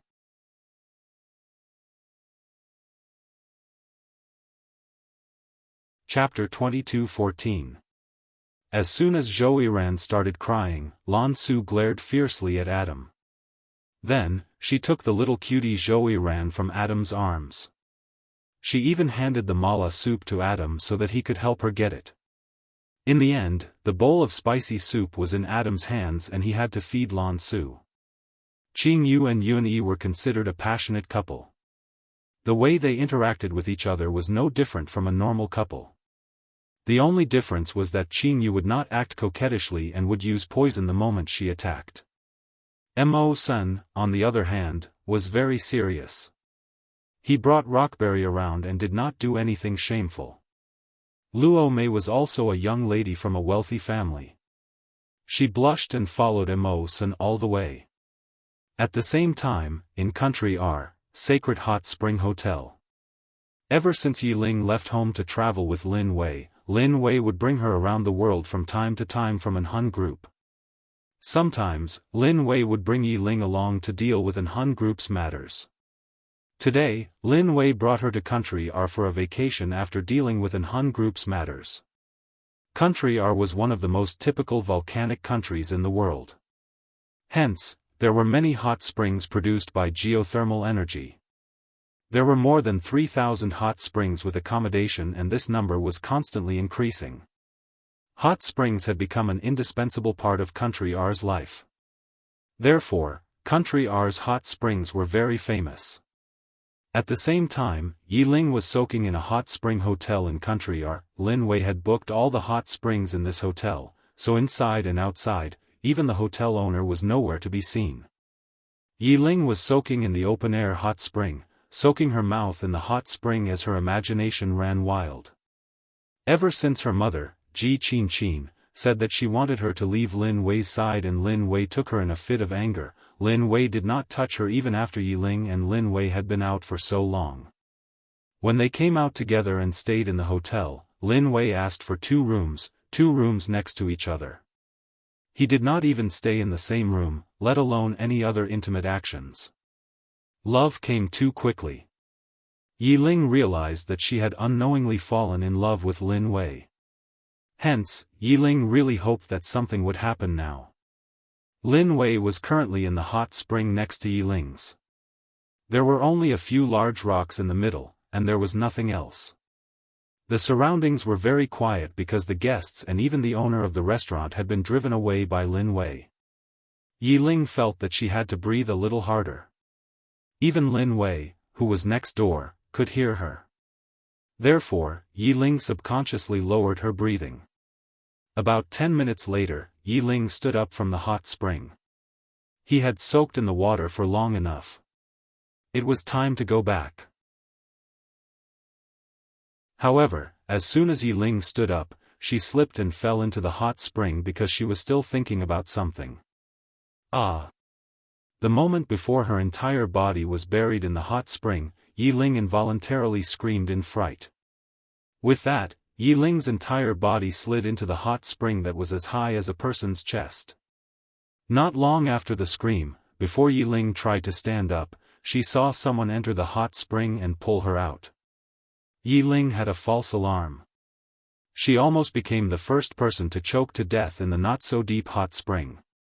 By the time Yi Ling regained her senses, she was already naked in Lin Wei's arms. Similarly, he was also naked. Yi Ling was shocked. She was so scared that she quickly pushed Lin Wei. "I'm fine, but I'm not." Lin Wei still spoke in his deep male voice. When these words rang out, across the water, Yi Ling could even feel a certain part of Lin Wei's body swelling. However, in the next second, Lin Wei picked up Yi Ling and walked out of the hot spring with the advantage of his long legs. Then, he picked up the bathrobe and draped it over the two of them before walking towards the hotel room. "Then let's have a baby, eh?"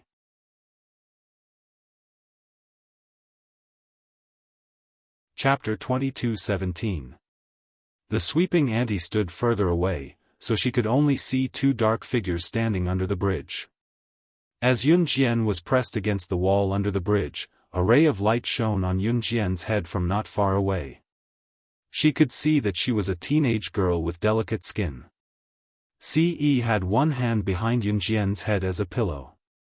Ce was afraid that the kiss would be too intense. He didn't want Yun Jian's head to be rubbed against the wall under the bridge, so he placed his hand there as a pillow. However, from the sweeping auntie's perspective, it looked like Yun Jian was being forced by Ce to be raped under the bridge. Especially since Ce was standing in a blind spot, the sweeping auntie thought that it was a boorish man pressing down on Yun Jian. That was why she cried out in surprise. Yun Jian was a teenage girl, yet she was being molested by such a wretched man. Did she still want to get married? The sweeping auntie yelled almost instantly. She gathered many people around her and rushed to the bottom of the bridge. At that moment, Ce's slender fingers were stroking Yun Jian's hair. His sharp black eyes were staring at Yun Jian. He only had eyes for her. The sweeping auntie quickly gathered a large group of people and rushed to the bottom of the bridge with brooms and mops. Some people wanted to rush up and beat Ce up to save Yun Jian from Ce. A torchlight shone down and shone on Yun Jian and Ce. At that moment, everyone who thought that Yun Jian was being bullied by the boorish man was stunned. This. Even the sweeping auntie was stunned. Her face was filled with disbelief. Was this a young couple flirting with each other? She originally thought that the man was a wretched man, but upon closer inspection, she realized that the man was really handsome. This was a handsome man and a beautiful woman. In the end, the cleaning lady and her group left the scene awkwardly. They all tacitly agreed not to say anything. It was Yun Jian's first time encountering something like this. She tugged at the corner of her lips, looking awkward as well. Ce, on the other hand, had a contented look on his face as he held her little hand and found Xiao Yunju and the others. Then, they headed back home. At this time, Qin Yiru's dishes were already on the table. Seeing Ce and Yun Jian coming back, Qin Yiru waved to Ce and Yun Jian, saying, "Wash your hands, it's time to eat." By the way, why haven't they come back yet? We just separated. They should be back soon, Yun Jian replied. The dishes will get cold later. Xiao Jian, call them one by one to urge them. Qin Yiru nodded and said as she placed the bowls and chopsticks on the table. Just as Yun Jian was about to take out her phone, Yun Yi, Qin Yu, and Adam had all come back. At this time, everyone was sitting around the table and eating. Qin Yiru cooked a sumptuous feast tonight as a celebration of New Year's Day. New Year's Day was considered a small new year. Although Lunar New Year had yet to arrive and Country Z's official New Year's Day had yet to arrive, people in Western countries had already started celebrating. At the dining table, Xiao Yunju, Duanli, and Duanya were competing to see who could eat the fastest and the most. Lan Su, on the other hand, was helping Zhou Ran, who was eating while picking up the rice grains that accidentally stuck to his face and feeding him with a spoon from time to time. Adam, who was beside them, picked up his chopsticks to feed himself intermittently, but his eyes were glued to Lan Su and Zhou Ran. He looked like he wished he could become Zhou Ran and snuggle in Lan Su's arms. "Mommy, I want to eat that. Prawns. Mommy, feed me, feed me." Zhou Ran waved his hands and started to act shamelessly. Okay. Hearing this, Lan Su reached out and picked up a big prawn. She peeled off the shell with her clean hands and fed it to Zhou Ran. Zhou Ran's big eyes narrowed into slits as he ate, his gaze filled with envy. "Mommy's the best." Zhou Ran hugged Lan Su happily and rubbed his head against Lan Su's chest. "Where are you going, you brat? Do you believe that I'll make you scram out to pick up trash?" Seeing this, Adam, who had been watching from the side, finally couldn't hold it in anymore and stood up to roar at Zhou Ran. With this roar, Xiaofan was so scared that he leaned even closer to Lan Su. He even stuck close to Lan Su's chest and looked at Adam with a guarded expression. Daddy's strange again. Mommy's strange again. Woo-woo. I'm so scared, woo-woo. What are you doing? Are you crazy? If you go crazy again, I'll make you sleep on the floor tonight. Lan Su glared fiercely at Adam, then coaxed the pitiful Xiaofan in her arms. Everyone saw that Xiaofan had a look of success on his face. He cupped the side of his mother Lan Su's face and smacked his lips. Mommy's the best. Seeing this scene, Adam was once again enraged. This brat, sooner or later I'll stuff him back into his mother's womb. Seeing this scene, Ci's eyes darkened. He lowered his head slightly and suddenly whispered into Yunjian's ear in a voice that only the two of them could hear. I won't have children for the time being. Yunjian, who suddenly heard this, raised her eyes and was stunned. What kind of indescribable thing did he think of just now? However, before Yunjian could finish thinking, Adam suddenly scratched his head as if he had thought of something. He changed his mood and said, "Oh right, I just heard something at the market. I'll tell you Lele, Please remember the domain name of this book. Mobile version of reading website.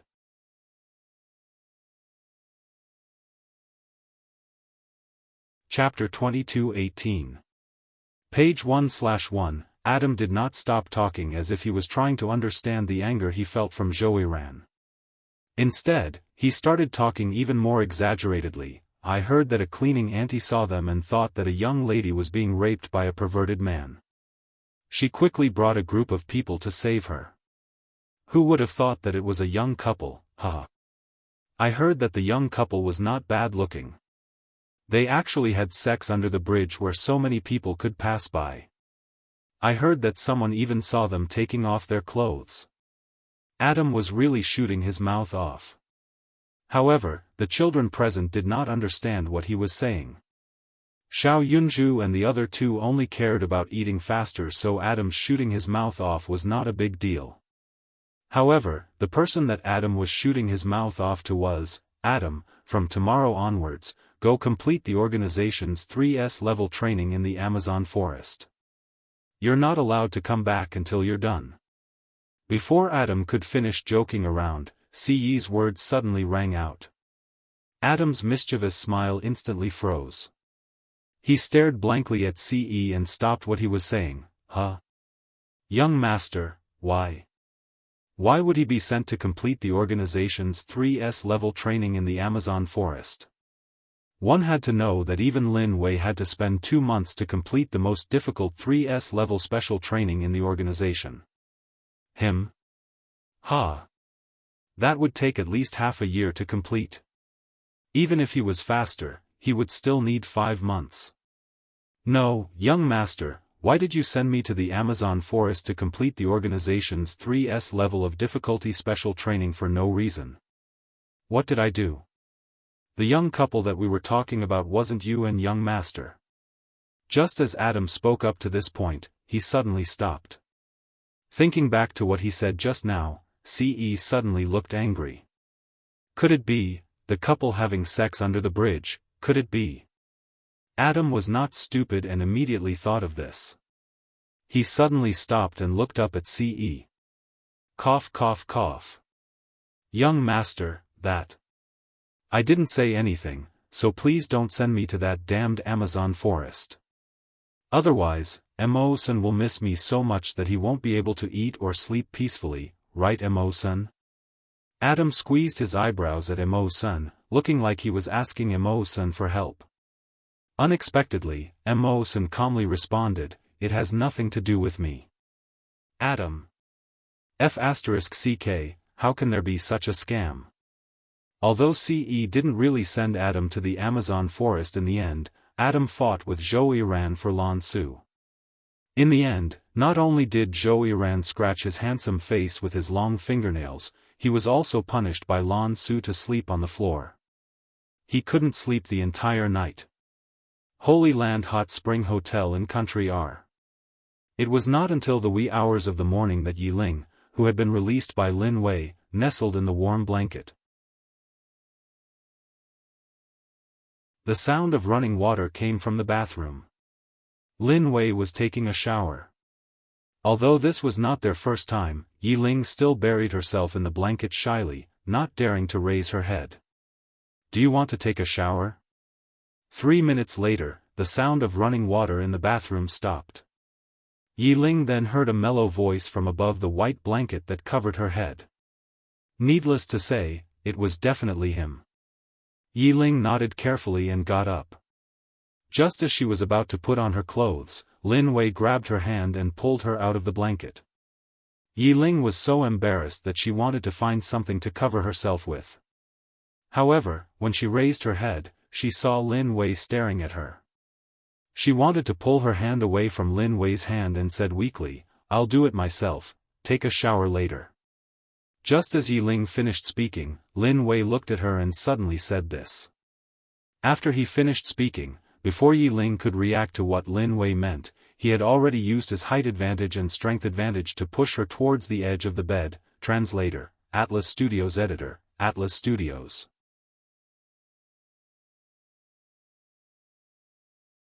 Chapter 22:19. Translator, Endless Fantasy Translation Editor, Endless Fantasy Translation Translator, Endless Fantasy Translation Editor, Endless Fantasy Translation Translator, Endless Fantasy Translation Editor, Endless Fantasy Translation. Yi Ling had sex with Lin Wei 7 times in one night. Once the 2-day New Year's Day holiday was over, it was the second day of the holiday. On the third day of the holiday, most people had already returned to their normal lives. Other than elementary school, junior high and high school students would return to school for self-study on the third day of the holiday. The university holidays were not over yet, but classes would start immediately after New Year's Day. Most university students came from all over the country and would only go home during the short break. Classes would start 3 days after New Year's Day and most students would return to school on the third day of the holiday. Unlike junior high and high school, university students spent most of their time in their dorms, so it did not matter if they went to school or not. Other than winter and summer vacations, it was fine even if one did not go home during the weekend or short break. The dorm was home. On the third day of New Year's Day, Yun Jian rushed back to River City University of Electronic Science and Technology of China from Longmen City early in the morning. Today was not only the third day of the holiday but also the day when Rongyao Company sent out invitations to the big shots from all over the world for a gathering in River City. It was also the time for Yun Jian to eradicate Reverse Emperor once and for all. Ce returned to Anhan after confirming that Yun Jian could handle Reverse Emperor alone. He knew that his Xiao Jian did not want to rely on anyone unless it was absolutely necessary. It was not that she did not trust him but Yun Jian's confidence. Just as she returned to the dorm, she caught a whiff of cigarette smoke. It was Miao Li and Shi Xiujuan who were smoking and making the dorm smoky. Both of them frowned when they saw Yun Jian coming in. Once they thought of Song Yu and Mo Lianhua going against Yun Jian, Miao Li and Shi Xiujuan extinguished their cigarettes quickly and opened the windows to get some fresh air, not daring to smoke anymore. There was no doubt that the current Yun Jian was even scarier than a smoking addict in their eyes. Fortunately, Yun Jian placed her belongings in the dormitory, turned around, and walked out of the door. Seeing this, Miao Li and Shi Xiujuan heaved a sigh of relief. After leaving the dorm, Yun Jian met up with Gue Yen and Gue Yen, who had been staying in Rivertown for 3 months, at a coffee shop. Among the 3 leaders of the Kosha mercenaries, Diani, the leader of the intelligence team, had already listened to Yun Jian and returned to the Kosha mercenaries 3 months ago to await orders. As for the leader of the assassination team, Ghost Flame, and the leader of the investigation team, Ghost Lien, they stayed in Jiangqing City for 3 months. The 3 of them met at a coffee shop and ordered 3 cups of coffee. Yun Jian sat on one side while Gue Yen and Gue Lien sat opposite Yun Jian. The 3 of them sat facing each other. "Sister Jian." Gue Yen and Gue Lien called out to Yun Jian. Yun Jian nodded and asked, Gue Yen, are all the members of the assassination team here except for one team who's stronger? They're here, waiting for orders. Gue Yen lowered his head and nodded at Yun Jian. All right. Gather everyone at the hotel where the banquet is being held tonight. Arrange for snipers to be stationed there. Don't let a single one of them escape. Understood. Gue Yen nodded. Gue Yen, assist Gue Yen from the side. It's up to you whether we can annihilate Reverse Emperor tonight, Yun Jian said and stood up to leave without even touching the coffee in front of her. Gue Yen and Gue Yen heard what Yun Jian said as well. As for Yun Jian, she walked out as if she did not talk to Gue Yen and Gue Yen at all. Tonight was the banquet organized by Rongyao Company for international moguls, businessmen, and politicians to mingle. She, on the other hand, had other plans. Turning a corner, Yun Jian was about to head toward the martial arts club when she bumped into a group of people. Yun Jian was going to sidestep when a surprised female voice rang out. It's you. Yun Jian raised a brow at the voice and looked up, only to meet Jian Ning's eyes. Jian Ning was the girl Yun Jian met on the plane when she came back from Deity Continent. Translator, Henyi Translations Editor, Henyi Translations.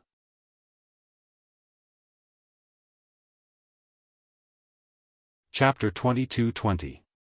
Page 1/1, Surprising things always came so suddenly. Yun Jian had decided to study at the University of Electronic Science and Technology of China because she had met a girl on the flight back to Longmen City from God Mainland and the hunting school. The girl had said that she wanted to study computer science at the University of Electronic Science and Technology of China. Yun Jian had learned about the University of Electronic Science and Technology of China from the girl. Yun Jian had also come to the University of Electronic Science and Technology of China. Coincidentally, it was a pity that Yun Jian had not met Jian Ning, who had said that she wanted to study at the University of Electronic Science and Technology of China. Perhaps she was not coming again. Yun Jian did not think much of it. She had just turned the corner and exited the cafe when she bumped into Jian Ning again. Yun Jian blinked in surprise but did not say a word. What a coincidence. Why are you in Rivertown too? There were a few boys and girls with Jian Ning, looking like they had come out to play with her. Jian Ning hopped in front of Yun Jian and reached out to hold Yun Jian's hand, looking like she had bumped into an old friend. I'm studying at the University of Electronic Science and Technology of China, Yun Jian said. Jian Ning was stunned for a moment before she was overjoyed. You're studying at the University of Electronic Science and Technology of China too? Huh. That's great. I just came here 2 days ago. I fell a few months ago and stayed at home to recuperate before coming here. I thought I'd never see you again. I didn't expect you to be studying at the University of Electronic Science and Technology of China too. I'm so happy. Jian Ning's joyful expression did not seem to be an act. Jian Ning, this junior is.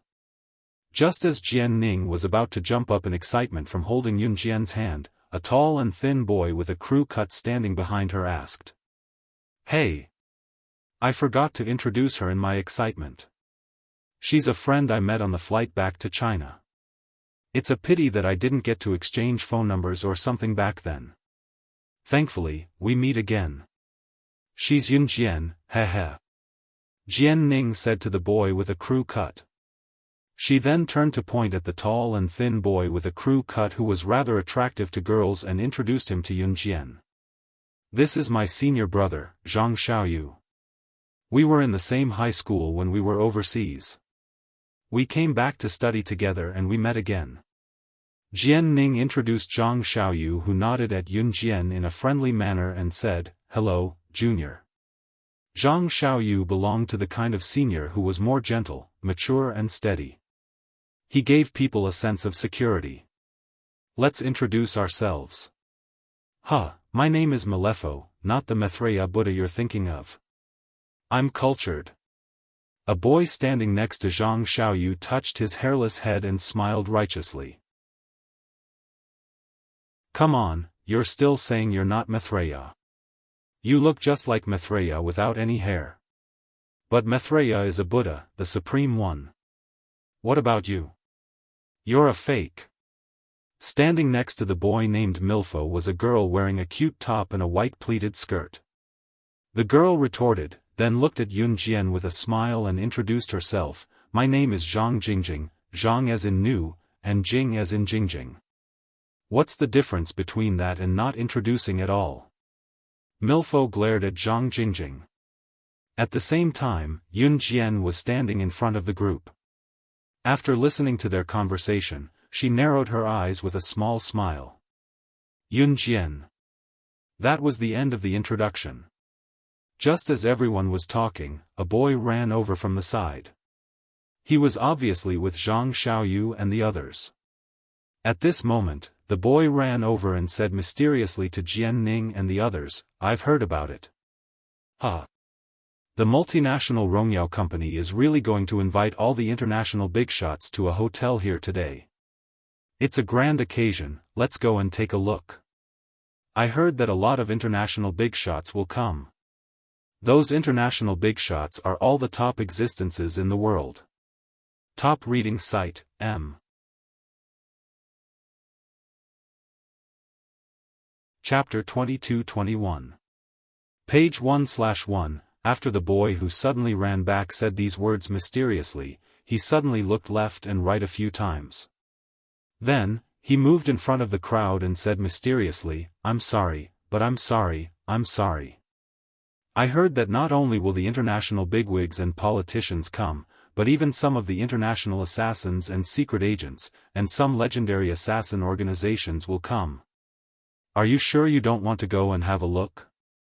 If you don't want to go, I'll go by myself. The boy who ran back halfway was called Qin Dashun. It was a very old-fashioned name, but he looked very cute and was a mischievous boy. The fact that Qin Dashun had such a name proved that his parents were definitely not from the city. That was indeed the case. Qin Dashun was not born into a rich family. He came from a very simple background, and he was a child from the countryside. Jian Ning, Zhang Xiaoyu, Milfo, and Zhang Jingjing all had good family backgrounds. Qin Dashun was the only one who was born in the countryside. However, the reason why the five of them could play together was that they would not look down on Qin Dashun just because of his low status. There was no hierarchy among the five of them. They were all friends, and friends should be honest with each other. Lulu Dashun, you're still so nosy. Let's not get involved in that kind of thing. Also, if some assassins or secret agents really come, what if we get implicated and die? Zhang Jingjing said to Qin Dashun with her nickname. Then, she reached out and touched Qin Dashun's head, and said a few words with a smile. Don't you still have me? Besides, aren't you guys interested? It's an international party. I heard that many people are racking their brains to get an invitation from the Rongyao company to attend this party. I thought that with your status, it shouldn't be difficult to get an invitation from the Rongyao company, right? Then, bring me in to have a look and broaden my horizons. Qin Dashun said to the crowd. After he finished speaking, he glanced at Yun Jian. Pausing, Qin Dashun glanced at Yun Jian and asked, she's my friend. Her name is Yun Jian. Speaking of which, Qin Dashun, you want to go to such a dangerous place and use us as scapegoats? Let's attack together and teach Qin Dashun a lesson. Jian Ning took the opportunity to introduce Qin Dashun. Then, she rolled up her sleeves and looked like she was going to give Qin Dashun a good beating. Oh, no, no, no. No, no, no. I was wrong. Qin Dashun immediately cowered. He covered his head and hid to the side. Yun Jian, who was standing at the side, blinked. Jian Ning laughed and said to Yun Jian, he's just like that. Don't mind him. Although Jian Ning and the others liked to tease each other, it was not hard to see that their relationship was very good. After finding a place to have a cup of tea with Jian Ning and the others, and exchanging contact information, Yun Jian left. Yun Jian didn't go back to her dormitory. Instead, she went straight to the martial arts club. As soon as he entered the martial arts club, he saw a girl standing in front of the members. He took a closer look. Wasn't this girl Kai Huiling? Yun Jian narrowed her eyes slightly. She didn't know why Kai Huiling had come back after leaving the martial arts club. At this time, Kai Huiling took out 5 pieces of paper in front of Yun Jian. Then, she showed them in front of everyone. Before she spoke, she glanced at Yun Jian provocatively. This is an invitation from Rongyao Company. It's the party held by Rongyao Company in Jiangxing City tonight. Many international tycoons will come. I have 6 in total.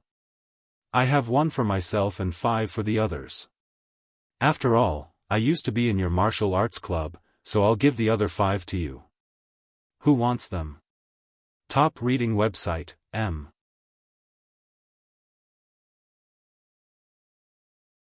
Chapter 22-22. When they heard Kai Huiling say that she had an invitation from Rongyao Company in her hand, they knew that she could attend the gala that was going to be held in Jiangxing City tonight. Everyone in the martial arts club was in an uproar. Before Yun Jian joined the martial arts club, Kai Huiling was doing well in the martial arts club and was friends with many people. Although what Kai Huiling said before she left the club was unpleasant to hear, she was still an old friend who had been together for a long time. Everyone present had some feelings for Kai Huiling. Now that Kai Huiling had come to the martial arts club and brought 5 invitations to everyone, everyone was excited. Senior Huiling, I want it, I want it. Give me the invitation. I also want an invitation. Let's go and see the scene where Rongyao Company invited the international bigwigs tonight. Can you give me one? Regardless of whether they were boys or girls, after hearing Kai Huiling's words, they all shouted excitedly. Everyone present knew how rare the invitation was for Rongyao Company's gala tonight. It was said that if one wanted to get an invitation from Rongyao Company, one had to be a wealthy person with a net worth of 100 million yuan. There were even people who auctioned the invitation from Rongyao Company. One invitation could be sold at a sky-high price of 100,000 yuan. This 100,000 yuan was just to witness the grand scene. When the news came out, many people were shocked. And the most sensational thing in Jiangxing City was the gala where Rongyao Company invited the international bigwigs. As for tonight's gala, there were few people in Jiangxing City who didn't want to go. It was something that couldn't be asked for. Now Kai Huiling actually said that she had 6 invitations in her hand. One had to know that even with Mo Bufon's family background, he couldn't get an invitation from Rongyao Company. How did Kai Huiling get it? Feeling everyone's envious and eager eyes, Kai Huiling raised her head proudly and glanced at Yun Jian again. After making a fool of herself in front of Yun Jian at the New Year's gala last time, Kai Huiling had been avoiding Yun Jian these days. After all, it was a very embarrassing thing. Kai Huiling would not appear in front of Yun Jian as long as she made a fool of herself. However, she liked to show off in front of Yun Jian whenever she got something amazing. As a matter of fact, he received 6 invitations from Rongyao Company today and immediately went to the Wuxia club to show off. At that time, Kai Huiling originally thought that she would see envy on Yun Jian's face. However, what Kai Huiling didn't expect was that Yun Jian just carried her small backpack and walked to the side. She put the small backpack on a clean table in the martial arts club without any expression. Kai Huiling's purpose in coming to the Martial Arts Society today was to give Mo Bufon a copy of the Rongyao Company's invitation letter that she received. She wanted Mo Bufon to attend the evening party with her, so as to improve their relationship.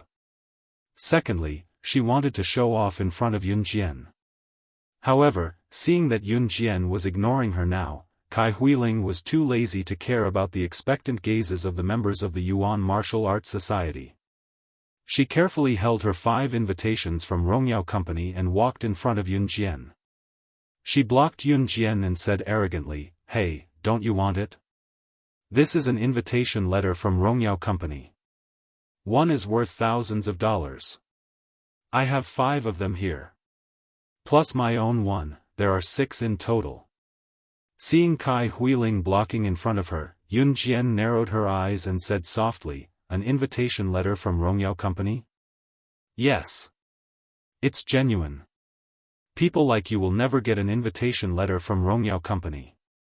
I heard that the market price of one invitation letter can be sold for a sky-high price of $100,000. Kai Huiling raised her head proudly and said, "Oh." Yun Jian smiled coldly. Kai Huiling thought that Yun Jian was aware of her prowess, so she glanced at the ceiling again smugly. Just when Kai Huiling thought that Yun Jian would be shocked by her action, the latter took out a stack of 100 invitations from Rong and Yao from her bag and placed them on the table. She looked up and narrowed her eyes as she said, "I'm sorry, Yun Jian, but I'm sorry. Please remember the domain name of this book." Mobile version of reading website. Chapter 22-23. Translator, Endless Fantasy Translation Editor, Endless Fantasy Translation, page 1/1. Seeing Kai Huiling standing in front of Yun Jian, everyone in the martial arts society knew what Kai Huiling was trying to do. After all, Kai Huiling left the martial arts society because of Yun Jian. But to everyone's surprise, Kai Huiling took out 6 invitation letters from the Rongyao Company in one go. Everyone's eyes widened in disbelief.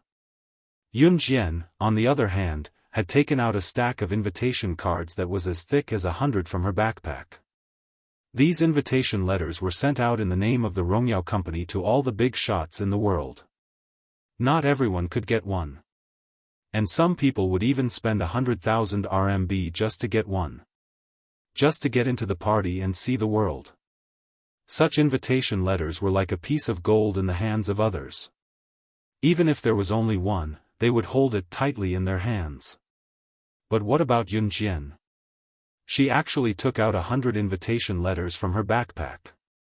These invitation letters had the exclusive seal of the Rongyao Company, confirming that they were genuine invitation letters from the Rongyao Company. And Yun Jian also said that she had a box of them at home. Just one of these invitation letters would be bought at a sky-high price. Yun Jian had a box of them at home? No, no, no. Impossible. How could you have them? These 6 notes in my hand were all obtained by my dad using his connections for 500,000 RMB in exchange for 3 months. How could you possibly have so many? Even if it's someone from the Rongyao Company, it's impossible for them to get so many invitation letters. Kai Huiling, who wanted to show off in front of Yun Jian and look at Yun Jian with disdain, instantly darkened her face. Her face turned pale and weak. How could she have so many invitation letters? These invitation letters, I'll give them to you. It was then that Yun Jian placed the nearly 100 invitations in front of the martial arts club members, looking like she did not care about the invitations that were considered rare treasures to outsiders. Hearing Yun Jian's words, everyone in the martial arts society was stunned. In the next second, they rushed up and fought for the invitation letters. One letter was worth a sky-high price. After everyone had divided the invitation letters, they all thanked Yun Jian loudly and started discussing. "Thank you, President. The president of our martial arts society is indeed different. It's hard to get an invitation letter, but the president has a whole bunch." "That's right. It's our honor to have the president as the president of our martial arts society." These words reached Kai Huiling's ears one after another, causing Kai Huiling's expression to change drastically.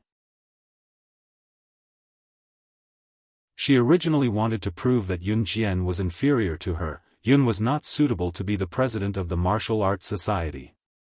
But in the end, it was exactly the opposite. Most importantly, what Yun Jian did just now made Kai Huiling flaunting her invitations in front of the crowd right after she took them out. It was such a foolish thing to do. Ha! To have so many invitation letters from Rongyao Company, maybe she slept with a senior executive of Rongyao Company. Yun Jian, just you wait. One day, she, Kai Huiling, would make Yun Jian get out of the martial arts society. Kai Huiling was so angry that she cursed Yun Jian in a low voice. Then she turned around and hurried out of the martial arts society. When she walked to the gate, she accidentally tripped on the threshold and almost fell to the ground. That wretched appearance almost made people laugh out loud. It wasn't until Kai Huiling completely walked out of the martial arts society that Yun Jian raised her eyes and narrowed them slightly. Then she glanced at the audience and said indifferently to everyone in the martial arts society, "With this invitation letter, you can enter the party. You can also give the rest of the invitation letters to your relatives and friends. But remember, the party starts at 6 o'clock. You are only allowed to stay for an hour in the middle. You must leave the party at 7 o'clock. Don't ask for the reason. Remember this, or you won't be able to leave after 7 o'clock." Top reading website, M. Chapter 22-24. Translator, Endless Fantasy Translation Editor, Endless Fantasy Translation, page 1/1. When the members of the martial arts club heard Yun Jian's words, they all nodded in agreement, even though they didn't know what Yun Jian meant. Staying for an hour at a party like that is something I've never dreamed of. Don't worry, I'll definitely leave at 7 o'clock. Me too. That's right. President, you don't have to explain. Whatever the president says is what it is. We just have to do as you say. When the members of the martial arts club heard Yun Jian's words, they all spoke in unison. In response, Yun Jian narrowed her eyes and finally calmed down. The morning passed just like that. The sky in Jiangqing City was still as clear as ever, and the streets were still as noisy as ever. But all of this was like the eve of a storm. Yun Jian had just come out of the martial arts club and was walking in the direction of the dormitory building when she suddenly saw a large group of people crowding around her female dormitory building. They were clamoring to enter the female dormitory building. And this group of people had microphones in their hands, pushing and shoving as they tried to squeeze into Yun Jian's female dormitory building. However, they were stopped in front of the female dormitory building's entrance by the dormitory manager and the teachers who had arrived later. There were also a few men carrying imported video cameras filming by the side. Seeing this scene, it was not difficult to guess that the group of men and women who were pushing and shoving to squeeze into the female dormitory building with microphones in their hands were the news reporters of various major media outlets. In Country Z in 2003, news reporters were already popular. But compared to now, the news reporters at that time were interviewing people through cameras or live broadcasts, and the images were far from as clear as now.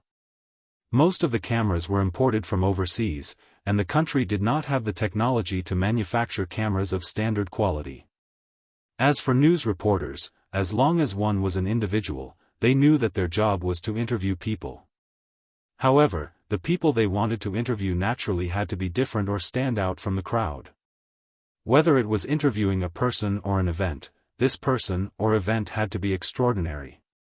The more eye-catching it was, the better it would be. To put it simply, this meant that wherever there was a strange person or event, these news reporters would rush there. For example, a person was born with 6 fingers, or a person who had lived in a cave for decades and became a savage. These kinds of reports were all dug out by the news reporters. Then, they would describe it a little more exaggeratedly and write an eye-catching headline. Once it was published in the newspaper, the news reporter's income would also be rewarded by the company as a commission. Therefore, these news reporters could be said that in order to get some headlines for the news. Just like now, the translation. The dormitory manager and the dormitory managers, and it was useless even when the dormitory manager and the dormitory manager ants and they were blocked by the dormitory manager and the teachers, it was useless, they were even when the dormitory manager and. I heard that 2 days ago, there was a girl from your school who rushed onto the stage in the middle of her performance at the New Year's Eve party. She did more than 10 somersaults in one breath and shocked everyone.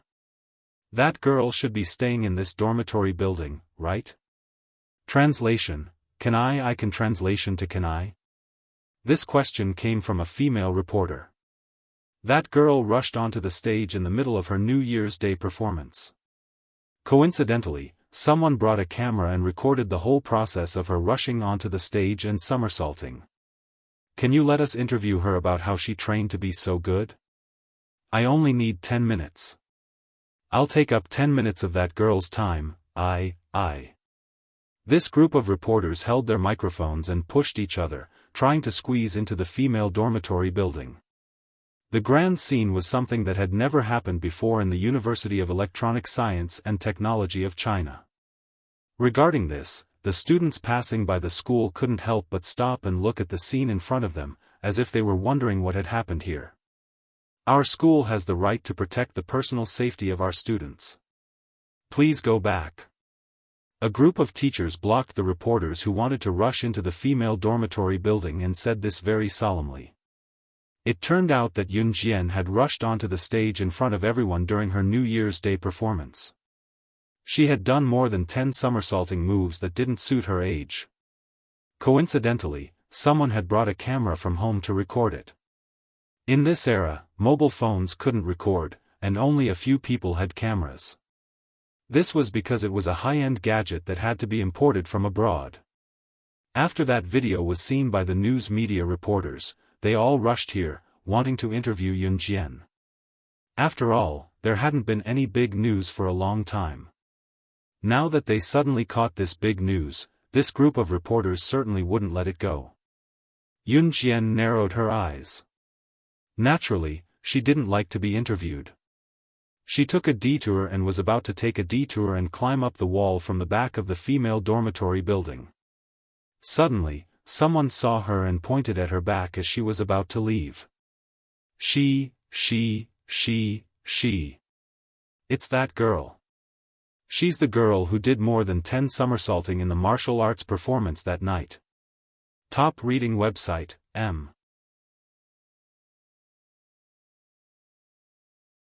Chapter 22-25.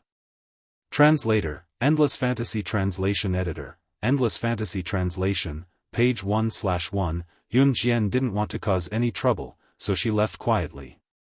To some people, being interviewed by reporters was an honor that others couldn't even dream of. But Yun Jian didn't like this kind of empty honor, and she didn't like to expose herself in front of so many people. Who knew that when Yun Jian wanted to climb the wall from the back of the girls' dormitory to her room, she was pointed out and exposed before she could do anything. At this time, the group of reporters who were waiting for Yun Jian to come from the girls' dormitory turned around like zombies who smelled the scent of humans. In the next second, the group of reporters all rushed towards Yun Jian. Even the people who were carrying cameras on their shoulders followed the reporters and ran towards Yun Jian. For a moment, all the attention and cameras were all focused on Yun Jian. Those who didn't know would think that a celebrity had come. It was good to be a celebrity. Being chased by millions of fans would raise their status and be envied by everyone. It was as if they were born to be superior to others. But if one day you really became a public figure and were chased by all the fans to the point that you were like a god, people would want to take off your underwear no matter what color you were wearing. What pinhole camera? Maybe when you were unconsciously changing your clothes, the whole process would be recorded. Although that kind of life was high and mighty, she wouldn't even be able to experience the life of an ordinary person. Her entire body was exposed in front of everyone. This was what it meant to be a celebrity. And Yun Jian didn't like this kind of feeling. Therefore, when these crazy reporters with microphones and cameras chased after her, she frowned slightly. In spite of it, there was no way the reporters would give in for a headline like this. All of them squeezed their way over and did not even care if Yun Jian was willing to do so as they rushed forward with their microphones in hand to ask questions. Hello. May I ask if you're the female student who stood out in the martial arts performance at the University of Electronic Science and Technology of China's New Year's Eve party? It said that you ended your performance with a dozen somersaults at the end of the martial arts performance and won first place in the school's New Year's Eve party. Then, may I ask how a teenage girl like you managed to practice such skills? An old-fashioned female reporter held the microphone in front of Yun Jian's mouth and used a very coherent and experienced sentence to ask the question. But before this female reporter finished her sentence, she was pushed by another female reporter and then passed the microphone in front of Yun Jian. "Hello student, after watching the recording of your somersaults, I would like to ask you a few questions." "Excuse me, where did you learn all these skills? May I ask how many years did it take for you to learn them? Can you tell me who is your master? Do you have any plans in the future in the martial arts industry? Also, you were originally a computer science major. Since you've learned such skills, why don't you go to a martial arts academy to further your studies?" This group of reporters was like a continuous firing of cannons. The questions that came out of their mouths couldn't stop. This made Yun Jian's brows furrow even more. Although this group of reporters spoke to Yun Jian in a polite tone like, "May I ask," and "Hello," their behavior was extremely disgusting. It was as if they wanted to dig out all 18 generations of Yun Jian's ancestors. Many students from the University of Electronic Science and Technology of China stood around and watched. There was also a group of helpless teachers. But everyone felt that being interviewed by reporters was a matter of high opinion, so Yun Jian should answer these reporters' questions one by one with a smile. But just as everyone thought so, Yun Jian's cold eyes slanted. Two indifferent, simple, and plain words suddenly jumped out of her mouth: move. Top reading website, M.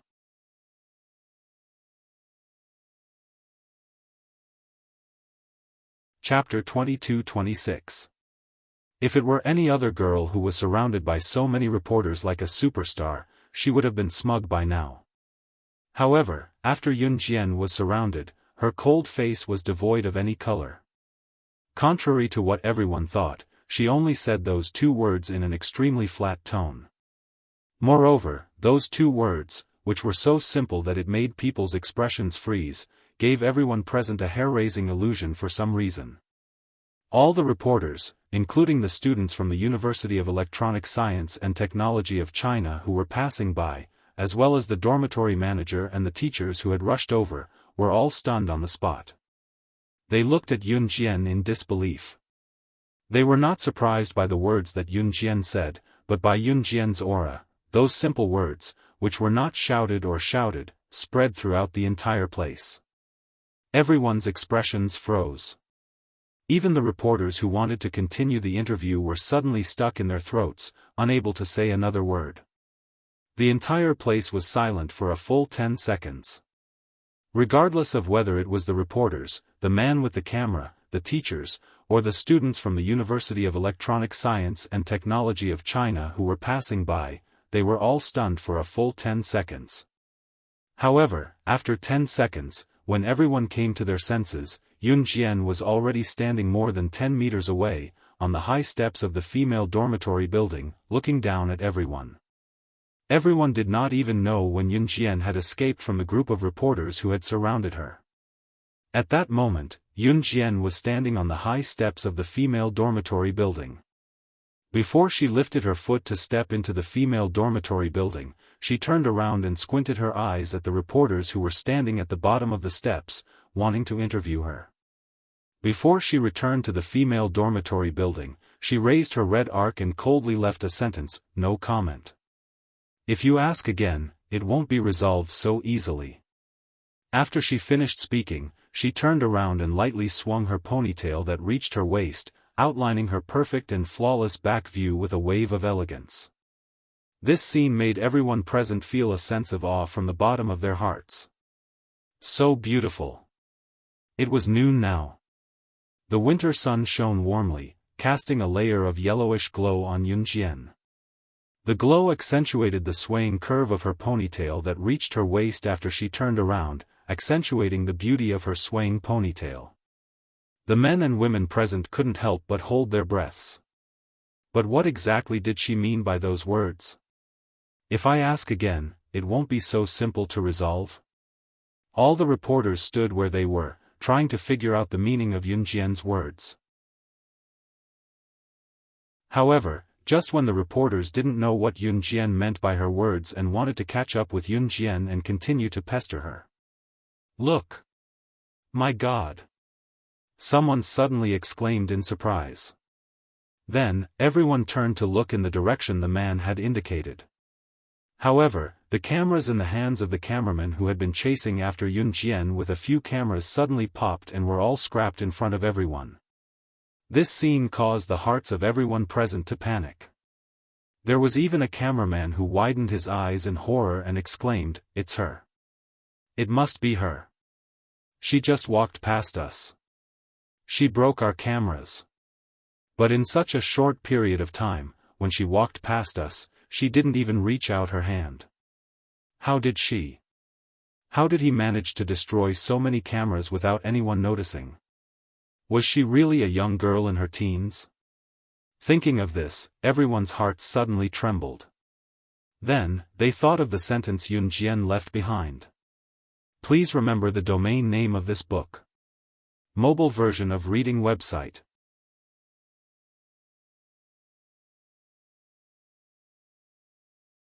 Chapter 22-27. Translator, Henyi Translations Editor, Henyi Translations The chairman, she, personally gave it to you. The group of reporters was terrified, so they quickly left. God, that young lady was too scary. She just walked past a few cameramen and didn't even reach out her hand, but those cameras were destroyed right in front of everyone's eyes. This scene was absolutely unimaginable to everyone present. Therefore, combined with the words that Yun Jian left just now, everyone shook their heads fiercely and quickly left the scene at lightning speed. What a joke! The young lady destroyed the camera just now, but on second thought, since she had the ability to destroy the camera silently, what if the camera was replaced with a camera head? After a while, the group of people ran away like a wisp of smoke. The few teachers present looked at the scene in front of them with dumbfounded expressions.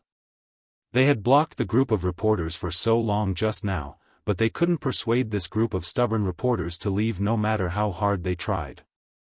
They said that they would only leave after they found the news headlines. In the end, the main character, Yun Jian, had only spoken a few words and moved her hands when she appeared. The group of reporters was scared out of their wits. Those cameramen didn't even dare to ask Yun Jian for compensation for the camera. Escaping was more important. The few teachers twitched the corners of their mouths and finally left. Yun Jian returned to the dormitory and slept soundly for the whole afternoon. At 5:00, she carried the school bag that she always carried with her and left the dormitory. This time, the party held by Rongyao Company was quite grand, and it was the venue of the party. And the party had to wear evening gowns. Yun Jian met up with the people from the martial arts club, then changed into a black short gown in a relatively ordinary shop and combed her hair simply. The people from the martial arts club also dressed up carefully and changed into evening gowns. After the group of people tidied up, they took a taxi to the venue of the party, Longting Building. Longting Building was a 5-star hotel, and it also decorated the venue of the party. The scene was very grand, so grand that just standing at the entrance of Longting Building could feel the grand occasion inside. Wow, it's so spectacular. Hua Ling from the martial arts club put her hand on her face and looked at the scene in front of her. She was so excited that she almost screamed. Oh my God! We're not dreaming, right? We can really go inside today. Another girl from the martial arts club said in a daze as she looked at the staff member who was checking and accepting the invitation letters at the gate in the distance. Just as the girl finished speaking, Yun Jian's voice could be heard, "Let's go." At that time, Yun Jian was wearing a short black evening gown. Only her shoulders were exposed from the back. Her perfect figure was matched with the beautiful black evening gown. The back of her shoulder was faintly exposed, and one could even see her stunning collarbone. Needless to say, she could only be described as beautiful. Ah! I'm coming. Even Hua Ling from the martial arts club paused for 2 seconds when she saw Yun Jian's figure. Then, she quickly chased after her. Just as she was about to reach the staff member, Yun Jian turned around. She lowered her voice and spoke to Mo Bufan and the other members of the martial arts club. You can walk around after entering the venue. Remember to leave on time at 7 o'clock. Otherwise, you'll have to bear the consequences. After speaking, Yun Jian handed the invitation letter in her hand to the staff member, who checked the authenticity of the invitation letter and stopped the guests who did not have an invitation letter from entering the venue. When the male staff member saw that it was a group of people dressed as students, he only glanced at Yun Jian and the others contemptuously. Then, he lazily took the invitation letter from Yun Jian. The male staff member was from the Rongyao company. This could be seen from the badge on the male staff member's neck. It was normal for some of the members of the Rongyao company to be rather high and mighty. After all, to be able to work in the Rongyao company was something that would make a group of people jealous to death. Even if they were to be a floor sweeper in the Rongyao company, it would be easy for them to earn 500,000 yuan a year. But who knew that after the male staff member lazily took the invitation letter and looked at it lazily, he suddenly straightened his eyes and stared at the invitation letter a few more times. After confirming that there was no mistake, he exclaimed to Yun Jian in front of Mo Bufan and all the other members of the martial arts club present. This invitation letter has the exclusive seal of the chairman of the Rongyao company. Could it be that you know the chairman of the Rongyao company? The invitation letter was personally given to you by the chairman of the Rongyao company. P.S. That's all for today. Good night, everyone. End of this chapter.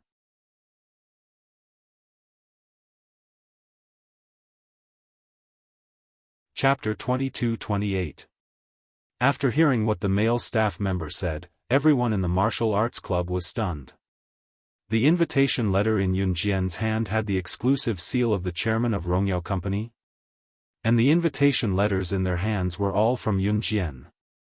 Then, everyone in the martial arts club reacted in shock.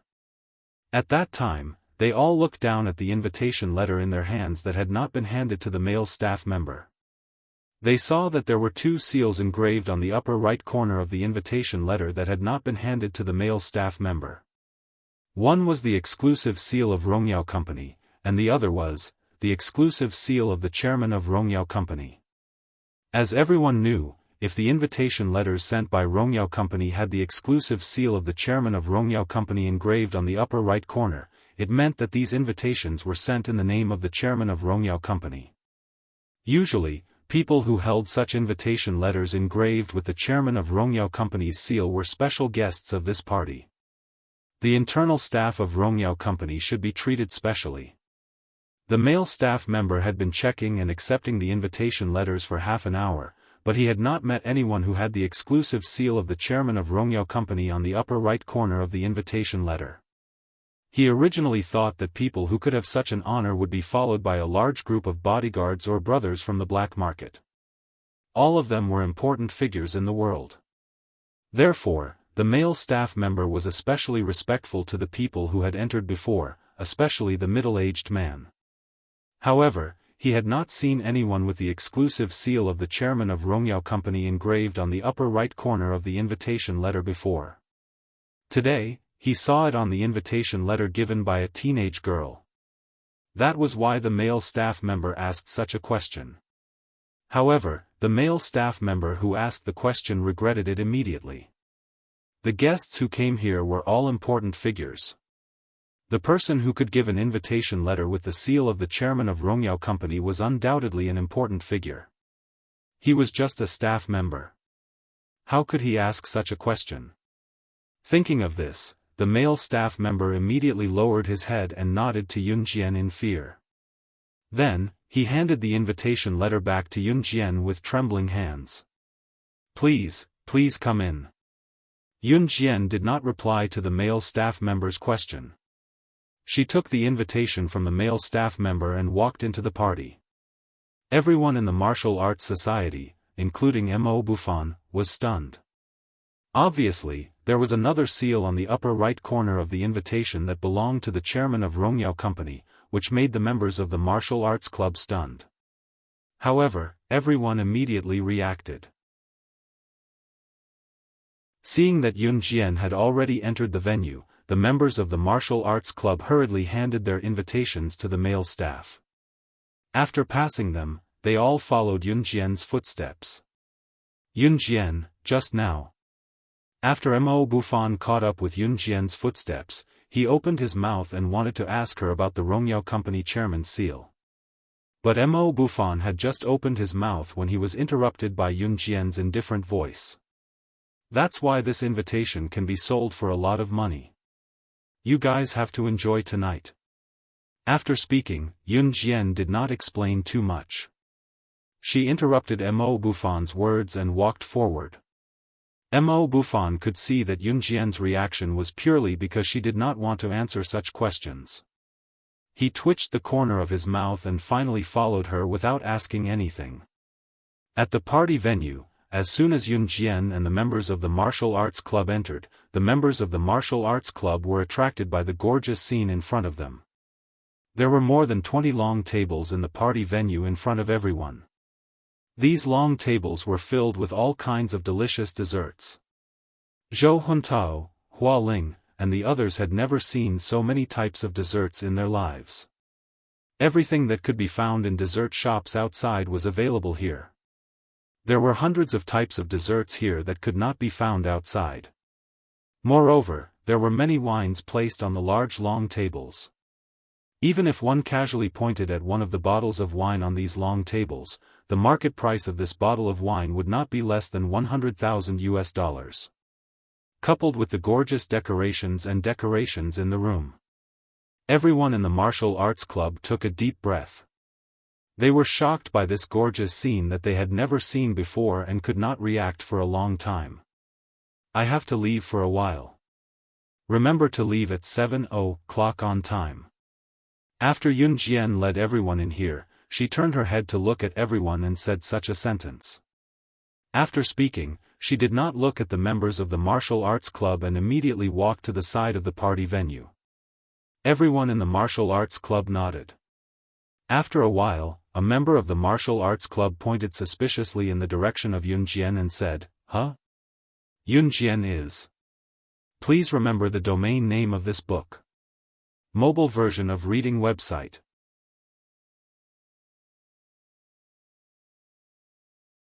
Chapter 22-29. It's probably someone the president knows. He's definitely not an ordinary person since he can take out so many invitations at once. It's just that the president likes to keep a low profile and he's given us so much good food, so it's better if we don't ask too much. A girl who had her hands on her cheeks in a daze and looked sideways at the almost 20 long tables with a variety of desserts and delicacies, nearly drooling when she spoke. That's right. We just have to listen to the president and leave the venue at 7:00 sharp. Hearing the girl's words, everyone in the martial arts club agreed unanimously. Then, they quickly gathered together to clean up the delicacies on the long tables that no one touched. Unlike the members of the martial arts club, the international bigwigs were not wolfing down the food as if they had not eaten for hundreds of years. In spite of it, the members of the martial arts club could not care less since it was rare for them to eat so much delicacies. They ate happily. By then, Yun Jian had already walked out of the venue with the voluptuous girl. The voluptuous girl was none other than Alluring Demon, the president of Rongyao Company on behalf of Yun Jian. At this time, the demoness was wearing a bright red lace low-cut evening gown. This bright red lace low-cut evening gown outlined her exquisite and well-proportioned figure. When men saw it, they almost had a nosebleed. Both of them walked out of the venue and came to the garden near the venue. Yun Jian crossed her arms and led Alluring Demon to the garden before turning around to face the latter. Go on as usual tonight. Be careful, don't expose yourself. Okay, Sister Jian. Alluring Witch nodded at that. Yun Jian nodded and turned to head back to the venue. Hey, Yun Jian. You're coming to tonight's party too? Just as Yun Jian was about to head to the venue, a surprised voice rang out. Yun Jian turned and saw 5 people led by Jian Ning. Jian Ning, Zhang Xiaoyu, Malefo, Zhang Jingjing, and Qin Dashun. Seeing Yun Jian, Jian Ning, Zhang Xiaoyu, and the others were obviously stunned. After all, the people who were able to attend this banquet were all of high status. For Yun Jian to be able to come here, it meant that her status was naturally not ordinary. Yun Jian's eyes narrowed slightly when she saw Jian Ning and the others. She nodded subtly. Yes. Upon hearing this, Jian Ning ran over and grabbed Yun Jian's hand. That's great. We happen to be together. Just now, the 5 of us walked around the banquet hall. The surrounding people were all international big shots. We didn't know any of them, so we planned to walk a few rounds in the garden here. We didn't expect to meet you. Yun Jian stared at Jian Ning for 2 seconds, then smiled and said, "Then let's go together." Then, Yun Jian and Jian Ning walked into the banquet hall together. She had just walked 2 laps around the banquet hall when she saw Kai Huiling, who had failed to show off at the martial arts club last time and had run away after being humiliated. At this time, Kai Huiling was holding the hand of a middle-aged man and walking over. Obviously, this middle-aged man was her father. At this moment, Kai Huiling was wearing a colorful evening dress. It seemed that this dress had been specially designed by a designer. She saw Yun Jian in the distance. Originally, she wanted to go around, but when she saw Jian Ning and the others beside Yun Jian, she was angry and walked over. Hey, look, who is this? The new president of our martial arts club. Huh, what's wrong? You ruined the reporter's kind interview in the morning, and now you have the nerve to appear here? Please remember the domain name of this book. Mobile version of reading website.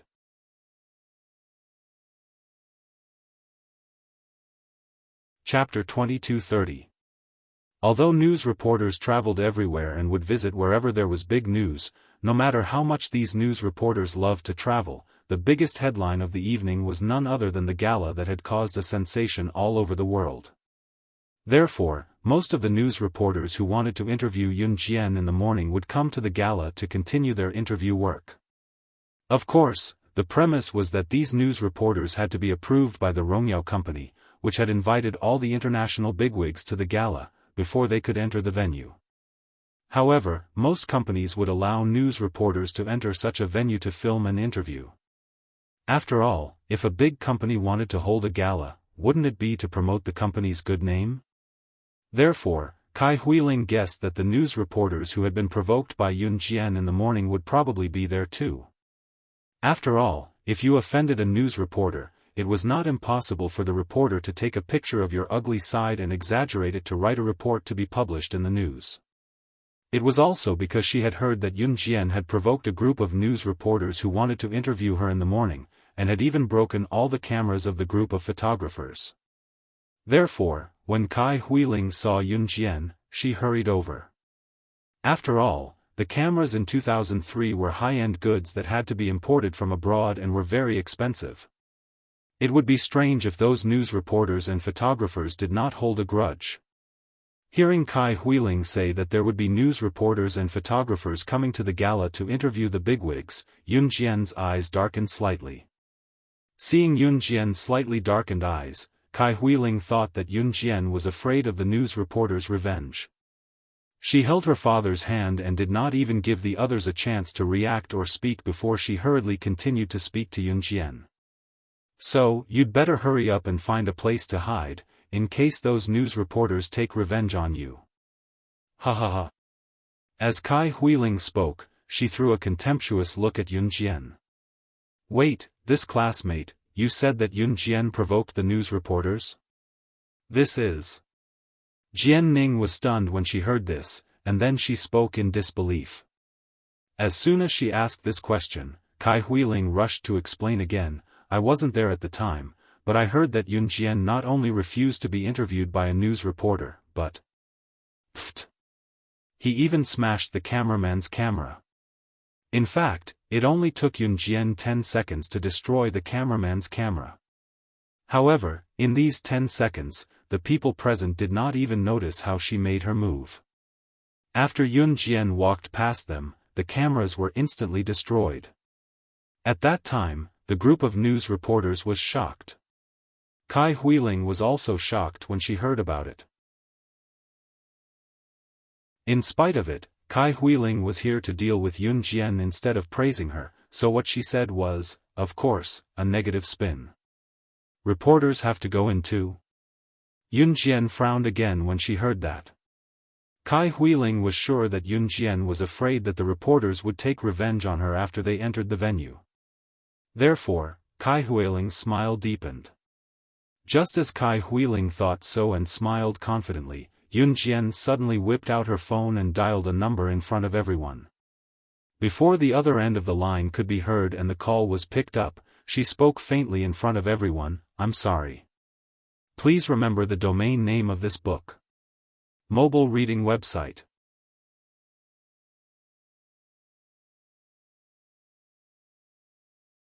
Chapter 2231. Yun Jian's words rang clearly in everyone's ears. In the ears of Kai Huiling, Jian Ning, Zhang Xiaoyu, and the others present, the meaning of his words was like a tempestuous storm. Everyone's expression changed drastically. If she could say that, it meant that, Was she a senior executive of Rongyao Company? Was she kidding? Rongyao Company was located in Country M and had been established for many years.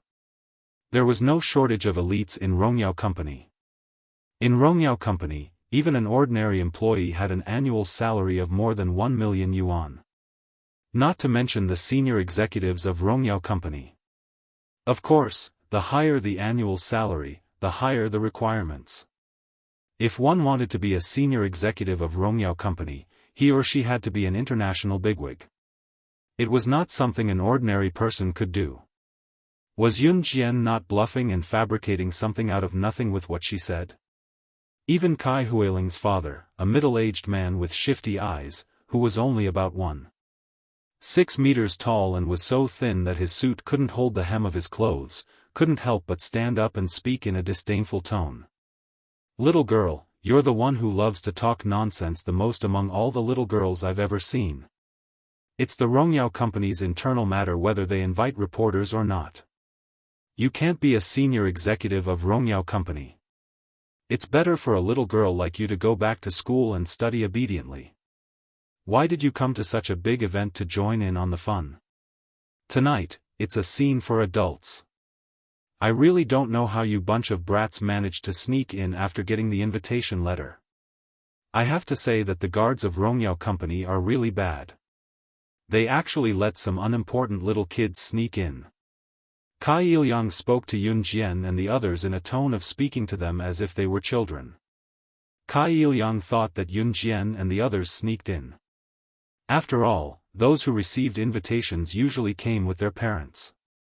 Taking a cursory glance at the scene, he found that except for the members of the martial arts club that Yun Jian had brought in, as well as Jian Ning's group of 5, the rest of the people who were about the same age as Yun Jian were all accompanied by their parents.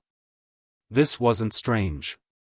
In fact, some young girls were brought to such a big occasion by their parents not only to broaden their horizons, but also to enter a better social circle and get to know better people.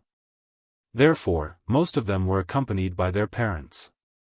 Looking around the scene, he really couldn't find anyone like Yun Jian, the members of the martial arts club, or the young girls in their early 20s who came by themselves like Jian Ning and the other 4. Therefore, Kai Ilyang's words were pardonable. Kai Ilyang's words did not give Yun Jian any face at all. After hearing Kai Ilyang's words, Yun Jian merely narrowed her eyes and didn't say anything. Yun Jian did not say anything because, a second later, the lights went out. Another second later, a beautiful neon light flashed. Above a spiral staircase, an enchanting and charming woman appeared. After this enchanting and charming woman appeared at the top of the spiral staircase, all the beautiful neon lights shone on this enchanting and charming woman. This woman in a bright red lace low-cut evening dress was none other than Demon Woman. At that time, Demon Woman was standing at the top of the spiral staircase.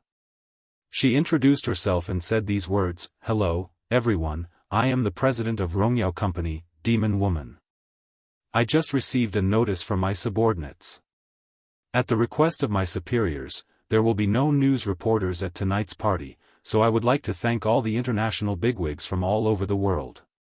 Please remember the domain name of this book. Mobile version of reading website.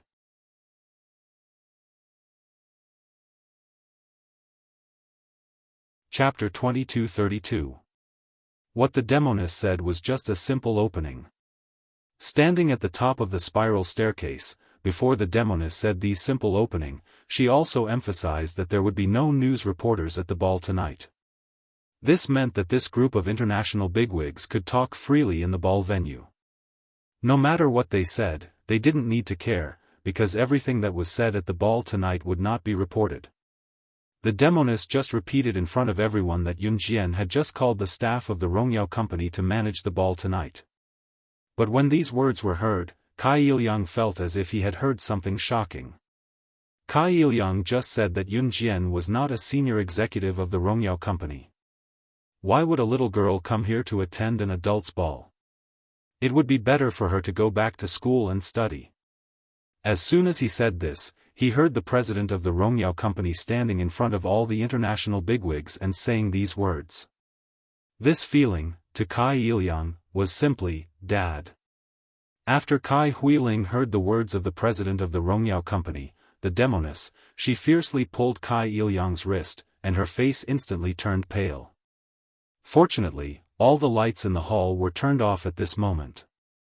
All the neon lights shone on the demoness standing at the top of the spiral staircase, so outsiders could not see Cai Huiling's face at this moment. At this moment, Cai Huiling secretly acted coquettishly to Cai Yilyang. Don't panic, don't panic. This is just a coincidence. Cai Yilyang stood in the dark and secretly comforted Cai Huiling. In fact, before coming, Cai Huiling told Cai Yilyang all the things that she had been bullied by Yun Jian. When Cai Yilyang heard that his daughter was bullied in front of outsiders, he was so angry that he promised Cai Huiling on the spot that he would help his daughter get back at Yun Jian. That was why Cai Huiling saw Yun Jian pulling her father, Cai Yilyang, and quickly walking towards her and mocking her. At that time, Cai Yilyang secretly told his daughter, Cai Huiling. Cai Yilyang secretly said this to Cai Huiling. He thought that Yun Jian couldn't hear him at all. At that time, Yun Jian pretended that she didn't hear Cai Yilyang's words.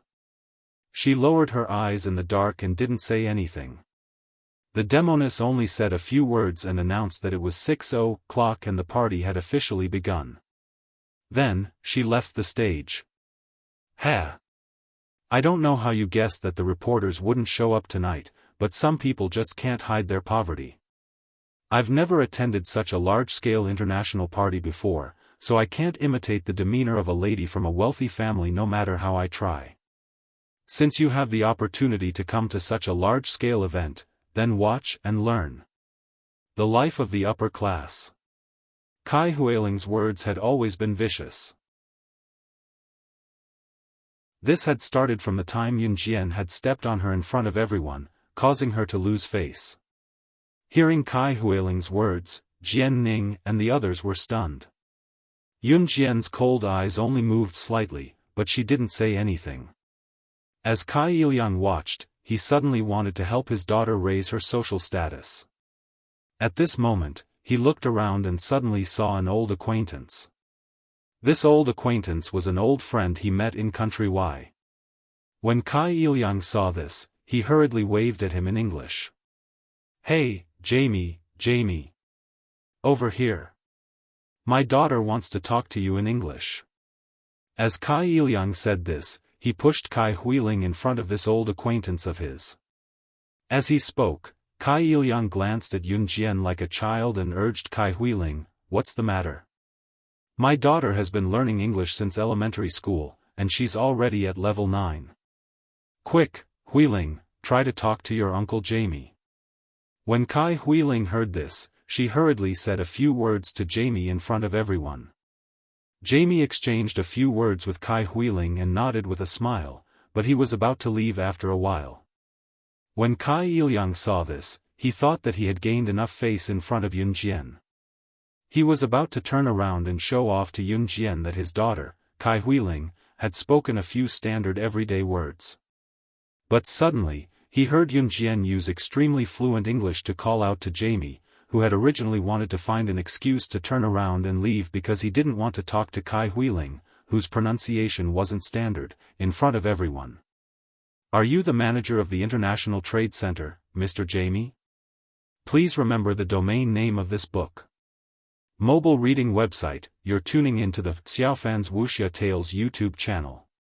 Don't forget to subscribe and join us on this journey to catch the most captivating stories.